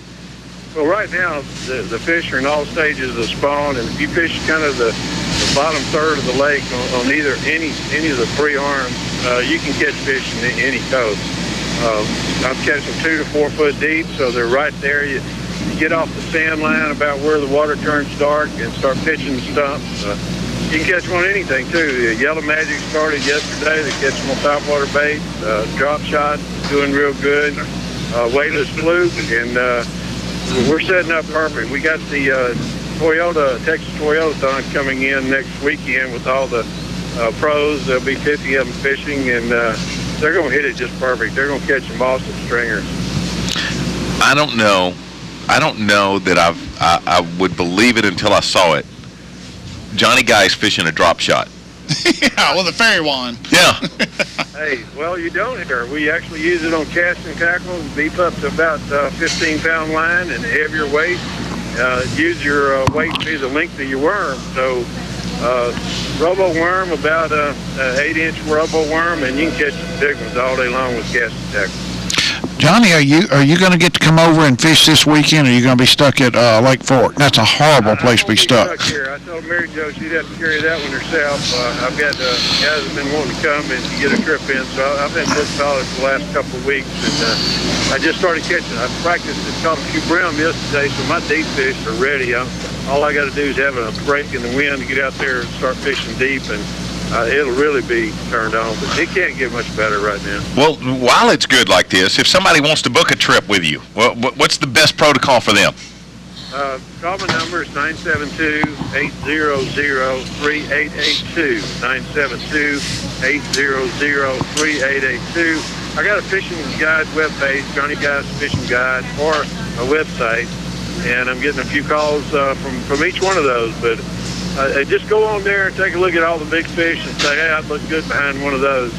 It's just unbelievable fish. People talking about Lake Fork might be washed up a little bit. I've read some of that, but they just don't know. You just got to fight through it and grind it out, and when they turn on, there's more fish than you ever thought to be in a lake. Huh. Now, you know what? We were talking earlier here on Toledo Bend that a lot of the deep diving crankbaits were coming off the shelf here. When's that going to happen on Fork? When are you going to start seeing guys, catching them on the 20-foot diver? That's what I imagine the pros will catch next week when they're here. They're going to be throwing the X10s, the Strike King 10XDs, and any DD22s. It's that time of year. These old fish, a lot of them are finishing up the spawn, and they're starting to move out to school on the points. But I caught a big one this morning on the San Antonio swim bait. That's another one. They stocked some in the store here, and I tried a couple of them out. And first day, the sand bass eat the weight out of it. I got so many sand bass blowing up on a 5-inch swim bait. So then I got in the stumps and caught a real big fish on it today, and it's a lot of fun fishing swim baits too. Well, I know that here on Toledo Bend, we just mentioned this a few minutes ago. It won't be long here in the next 2-3 weeks. The crappie will really start gathering up in tops out there in about 20 to 22 foot of water. They'll be 17, 18 feet down in these tops. When will you start seeing that on Fork? About the same time? Will it go as long? Yeah, we're running late this year. I mean, obviously here it is end of April, and we've got 50-degree weather this morning. The crappie are still shallow here. We were catching them in a foot or two water, big old black ones. But they've kind of moved back in about 6 to 8 foot right now. And people are catching on little square bill crankbaits, crappie jigs, plastic, weightless flukes caught some big crappie. So ours haven't moved back deep. I don't see anybody catching them by the bridges right now. But I would imagine that the next good warm spell, everything will probably start winding down, and they'll be back out in the brush piles. With that Toyota tournament over there next week, what will it take to win an event with a slot the size of what you've got? What will it take to win over there? They're going to have judges in the boat with each hanger, so it's going to be kind of like the Major League Fishing, from my understanding. Okay. They're going to be able to total their weights kind of live. So I imagine most of them have 25 to 35 pound stringers. Wow. I mean, 5 fish on this floor. There's not many days that go by you don't get 5 fish that weigh 25 to 30 pounds. So they usually show out when they get here too. We think we know how to catch them, but give them a couple days on this pond and they show some pretty big fish. All right. Johnny Geis, if you will, give us that website one more time. Yes, sir. It's LakeForkBigFish.com. Pretty easy. LakeForkBigFish.com. It's just now getting into my specialty season, I call it, in May and June, July. Out fishing deep structure. If you want to learn how fish stay where they stay on the bridge ponds, in old road beds, along points, bridge pilings out there where they've replaced the old bridges with the new bridges. Get down here and see some of that, and not only that, you'll catch probably 20 fish a day, 5 to 6 pounds, straight on the boat on Carolina rigging. So you know what? He just brought it. You brought up an incredible point there, Johnny. In that, you know what? Somebody might want to book you just to get an education of what to look for, so that they could replicate that. I mean, obviously, it's a lot of fun to go catch the fish, but if you're wanting to learn what to look for this time of the year, what kind of conditions, what kind of structure. I mean, man, who better to learn from than the guy who's been there since the beginning? Exactly. Well, I appreciate it, guys. Y'all still owe me a trip. I want you to get here, so put it on your schedule. Hey, if we can make Graf load the boat, we're headed that way. Eccles and I we call him every day. Can we go today? Yeah, all right. You believe that too, don't you, Johnny? I'm going to go eat that cheeseburger, boys. Thanks so much, and I'll talk to y'all next week. Thank you, Johnny. Thank you. Bye-bye. You know what? When you think about what you could learn in one trip with Johnny Geis. You went out there with the intention to listen, here's what I want you to show me. I want you to show me when the fish are in post spawn. Right. Where do you start looking for them? Whether you caught a fish or not. Right. Just information. Where do you start looking for? What are you looking for? Are you looking for grass? Are you looking for a long tapering point? Are you looking for a creek that swings up close to the bank? What are you looking for? Exactly. Man, that invaluable information. And while you're learning it, you catch the fish of a lifetime. Without a doubt. And that's the premise behind the Pro-Ams, like the FLW, and having a co-angler on the boat, or a marshal with the BASS events. Right. You learn so much just by being in a boat with these guys. Just observing. An unbelievable education. You need to get a hold of Johnny Geis. Okay, here in a few minutes, we're going to wrap things up. It's hard to believe this show is almost over with. Toledo Town and Tackle is where we are till 1 o'clock on the road with Kurt Carver and the gang. And here in a minute, we'll give you the last-minute wrap-up on the Elite Series that's going to begin tomorrow, and remind you about the Black Lake, Clear Lake Citizens Committee meeting that they're going to be holding here in the very near future as well. It's Hooking Up and Tracking Down on 1130 The Tiger. Toledo Fiberglass specializes in fiberglass restoration, offering fiberglass repair on all major brands of ski and bass boats. Al Drew and his staff will get you back on the water where you belong. Everything from metal flake scratches to recarpeting, Toledo Fiberglass can fix it. It's also home of the Gorilla Hull and the headquarters of the Minn Kota Talon Shallow Water Anchor System. So the next time you need fiberglass repairs or restoration, go see Toledo Fiberglass just off the Texas Highway, or call 800-554-5452. Some things just stay the same, but not Toledo Town and Tackle. Still the best selection of tackle on the bin. Zoom, dive with Gene LaRue and Sam Tone. Now double the size of the original store, you have twice as much to choose from.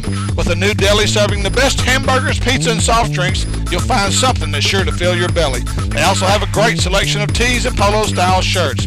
So stop in and treat yourself to the best tackle box on the bin. Toledo Town and Tackle on beautiful Toledo Bend Lake.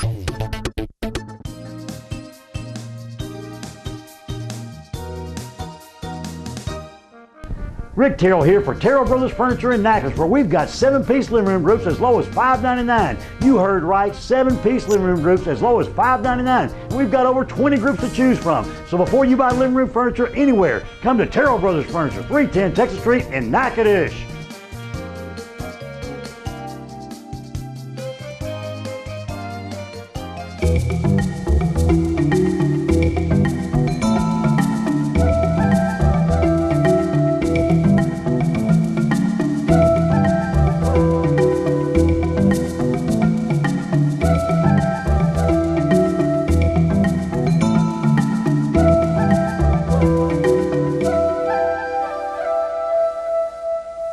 Sitting on the Texas-Louisiana border, the six-parish region of west central Louisiana is an ideal place for retirees. Satisfying interests from history to the great outdoors, it's unlike anywhere else in the state and the place to make your future golden. Surrounding the unspoiled wilderness of Toledo Bend Lake, the parishes of DeSoto, Sabine, Vernon, Beauregard, Wynne, and Natchitoches form an undiscovered Louisiana paradise. Those who have been lucky enough to retire here experience lush wilderness, days full of lively activities, and some of the most fascinating history the South has to offer. The west central Louisiana city of Natchitoches is an historical delight. The oldest city in the Louisiana Purchase, Natchitoches has such unique monuments as Melrose Plantation, founded by Maria Therese Quan, a freed slave whose family started the oldest Catholic church by and for free people of color, and constructed the only Congo-style house in North America. With attractions ranging from perfectly restored 18th century forts to uniquely Louisiana architecture, Natchitoches is a history buff's dream come true. The nearby city of Winfield features a museum dedicated to Louisiana's fascinating political history, with exhibits on such flamboyant figures as Huey and Earl Long. At the center of west central Louisiana, Toledo Bend Lake is the largest man-made lake in the South, with over 1,200 miles of shoreline. People come from far and wide to experience terrific bass fishing, great hunting in the nearby Kisatchie National Forest, or just to take in the amazing scenery.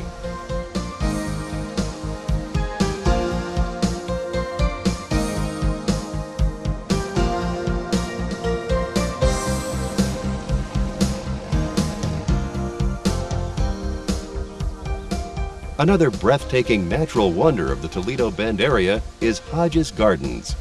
Located outside the town of Manny, the gardens, named after conservationist A.J. Hodge, consist of 4,700 acres of beautiful flowers, waterfalls, rocky bluffs, and wildlife preserves. For the linksman, the Toledo Bend area offers championship 18-hole golf courses.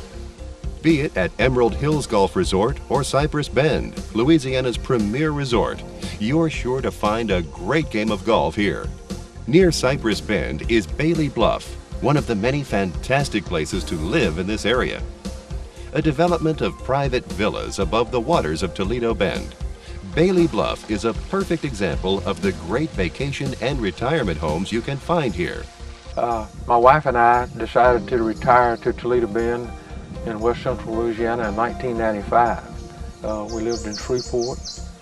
We basically wanted to get away from the big city atmosphere, but yet stay close enough for health services and shopping and so forth. We both enjoy fishing a lot. I am an avid bass fisherman. We have had 5 years and we have really enjoyed it here. We enjoy the weather, the lake. We enjoy the additional activities that they have in and around the lake. They're doing a super job of promoting Toledo Bend and the surrounding area. We have joined various organizations. My wife, a ladies club, and me, a volunteer fire department and lake association. We just basically had a great time. We don't have enough time to get in all the things that we want to do. We're busier now than we were when we worked. Whether your home is amid the hardwood forests of the Piney Woods area or the picturesque landscape of the lake, you'll love living here. Fort Polk's presence in west central Louisiana makes the towns of DeRidda and Leesville a favorite place for military retirees. The Fort Polk area contains an excellent military hospital and Warrior Hills, a championship 18-hole golf course. DeRidda and Leesville are filled with eclectic shops and restaurants, historical and military museums, and outdoor recreation at every turn. A southern jewel in its natural vistas, rich history, and charming atmosphere, West Central Louisiana invites you to explore its wonders. As a vacation destination or a place to spend your golden years, the undiscovered paradise of West Central Louisiana is waiting for you.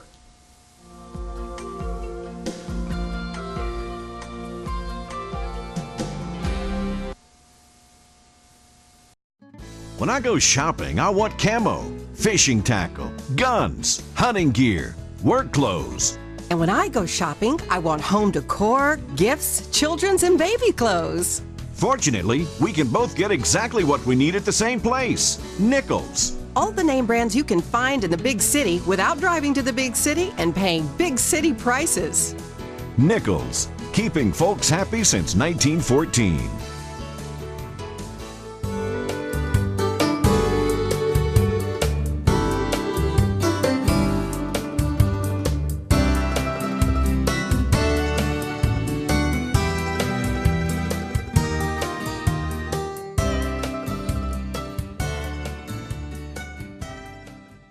Looking for a place to get away from it all? Look no further than Red River's Midway Marina in St. Maurice. Owners John and Kemp Nelson invite you to stop by for lunch or come in and rent one of several cabins for the weekend. RV hookups and a nice boat ramp that leads to some of the best skiing and fishing on Red River. Fully stocked bait and tackle store with gas pumps on and off the water. So book your next trip online, midwaymarinastmaurice.com, or call 318-646-0097.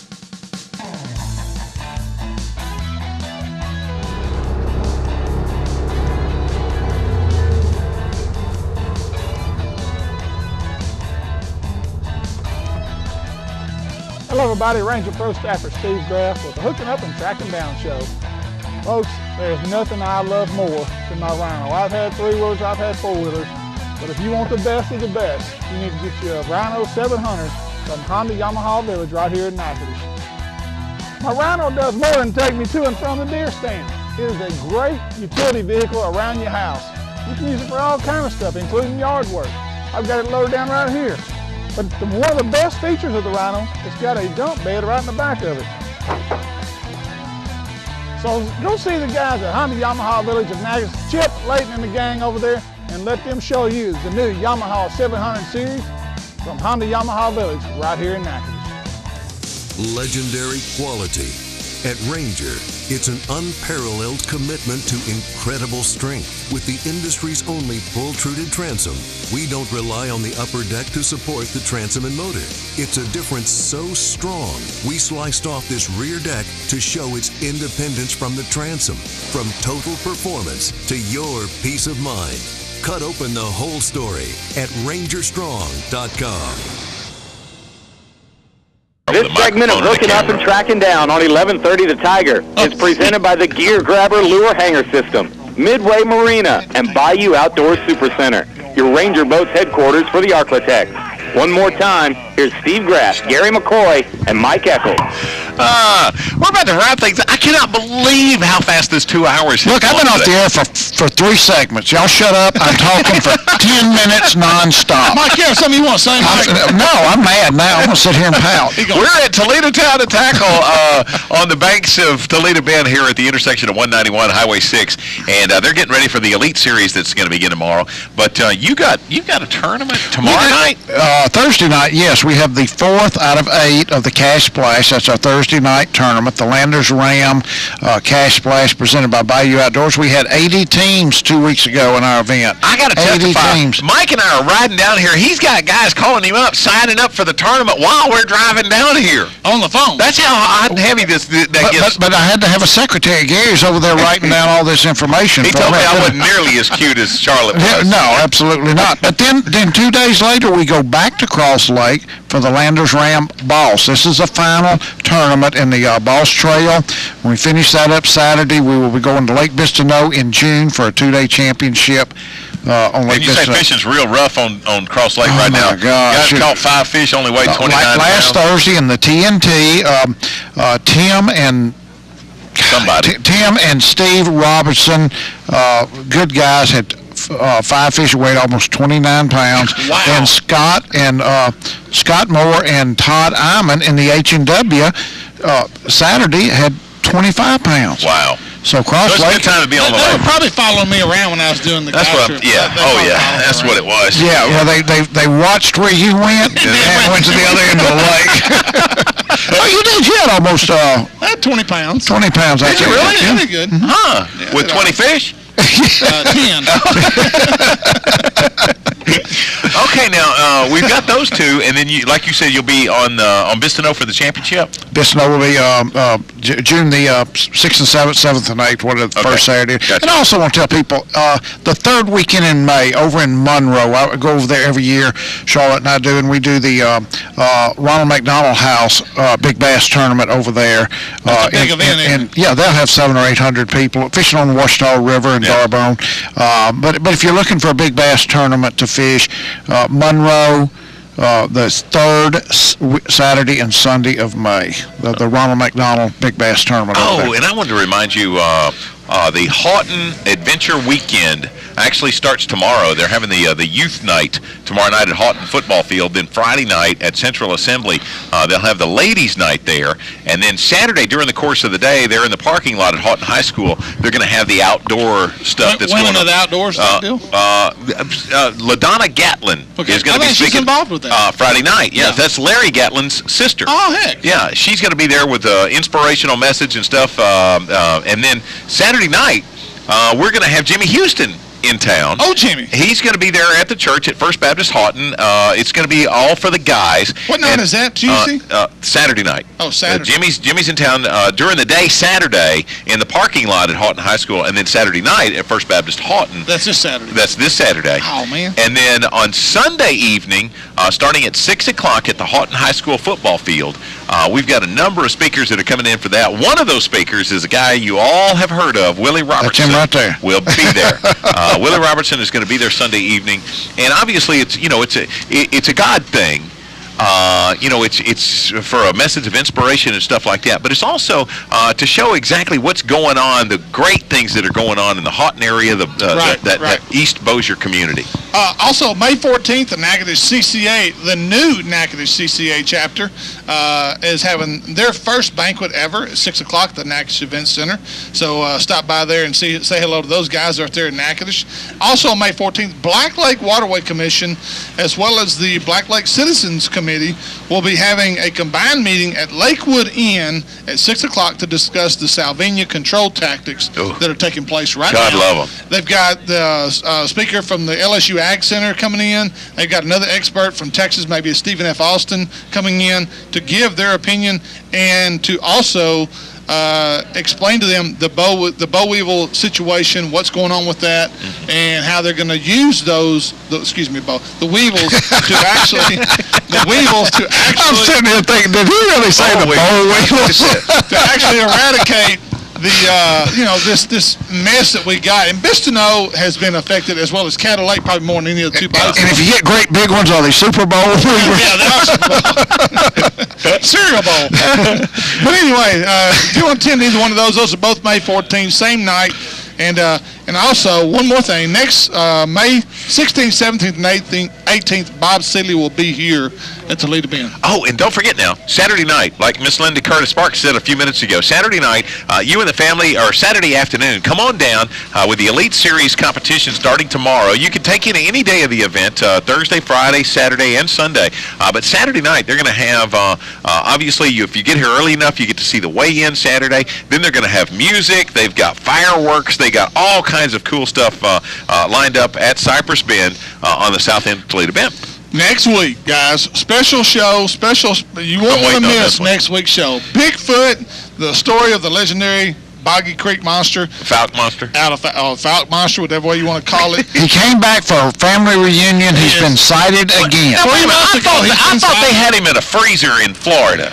No. I thought, and come to find out. In 1972, they made a movie about the Fouke Monster that scared the mess out of me. And now he has been, honestly, sighted again by somebody that was not drinking. 3 months ago. And Steve has got like the owner of the Monster Mash grocery store or something. Monster Mart. Monster Mart that sells this memorabilia you're going to be on next week.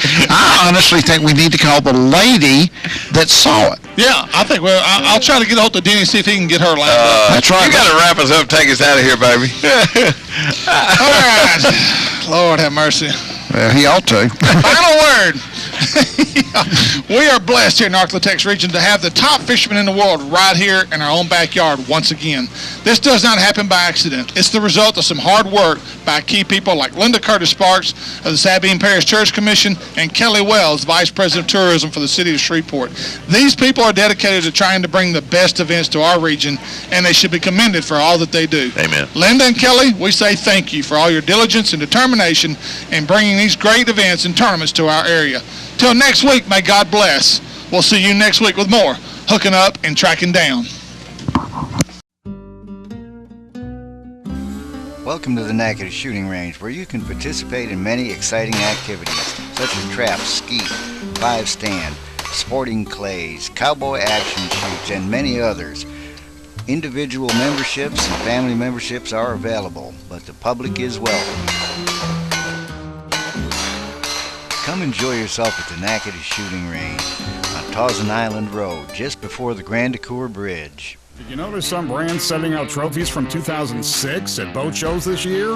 Really? It's like wearing your high school Letterman jacket to a job interview when you're 30. But if other brands are going to raise the issue of awards, no matter how old they may be, we're happy to join the conversation. When it comes to awards, Sea Ray is in a class all its own. Sea Ray is the most awarded boat brand ever. Bayou Outdoor Supercenter has yours waiting for you. Bayou Outdoor Supercenter is Louisiana's family-owned RV and marine dealer.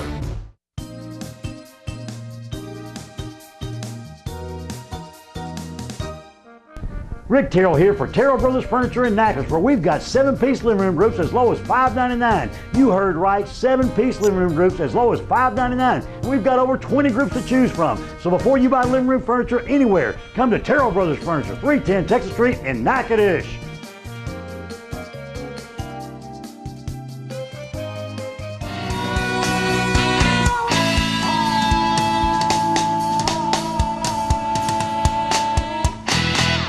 Welcome back to this week's Hooking Up and Tracking Down Tip of the Week. I'm Ranger Boat Pro Staffer Steve Graff. Over the years, I've had a lot of products that I have purchased to add on to my boat. Anything from trolling motors to electronics. There's nothing that's come out in the last 25 or 30 years better than the Minn Kota Shallow Water Talon Anchoring System. This is a unit that'll go down up to 8 feet. It will anchor you tight to where you're at. It'll lock you down. If you're brim fishing, if you're white perch fishing, you gotta have one of these. If you're a bass fisherman, like to sight fish, you can drop this thing down, locks you in place. You can sit there and sight fish for that one bass all day long and not have to pick up the Minn Kota Talon Shallow Water Anchoring System. You can leave it down, fish that one sight fish, and you're ready to move, go to the next fish, hit the up button, comes right up. The best feature about this Minn Kota Talon system, it's all enclosed in this unit. No pumps go in the boat, nothing else. Everything is tied directly in this unit. So the next time you get ready to purchase a shallow water anchoring system, check out the Minn Kota. It's the best one on the market. I highly recommend it. And you can get them at Toledo Fiberglass or Bayou Outdoor Supercenter in Bossier City.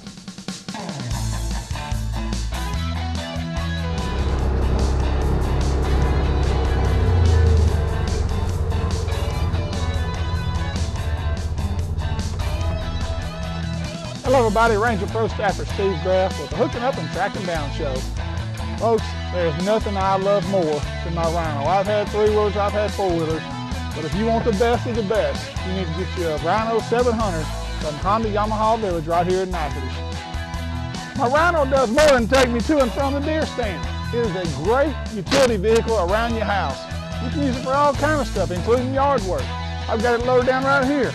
But one of the best features of the Rhino, it's got a dump bed right in the back of it.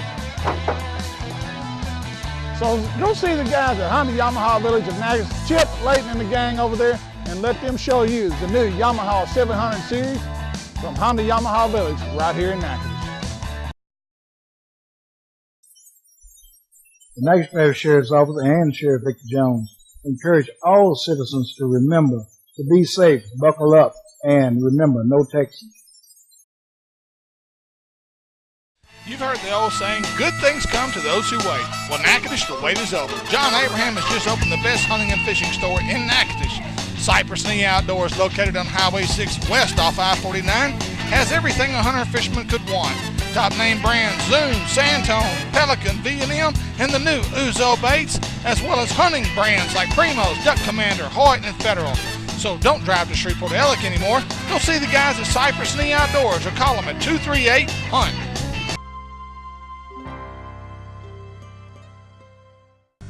You're watching KNTS Digital 19 in Natchitoches, Louisiana.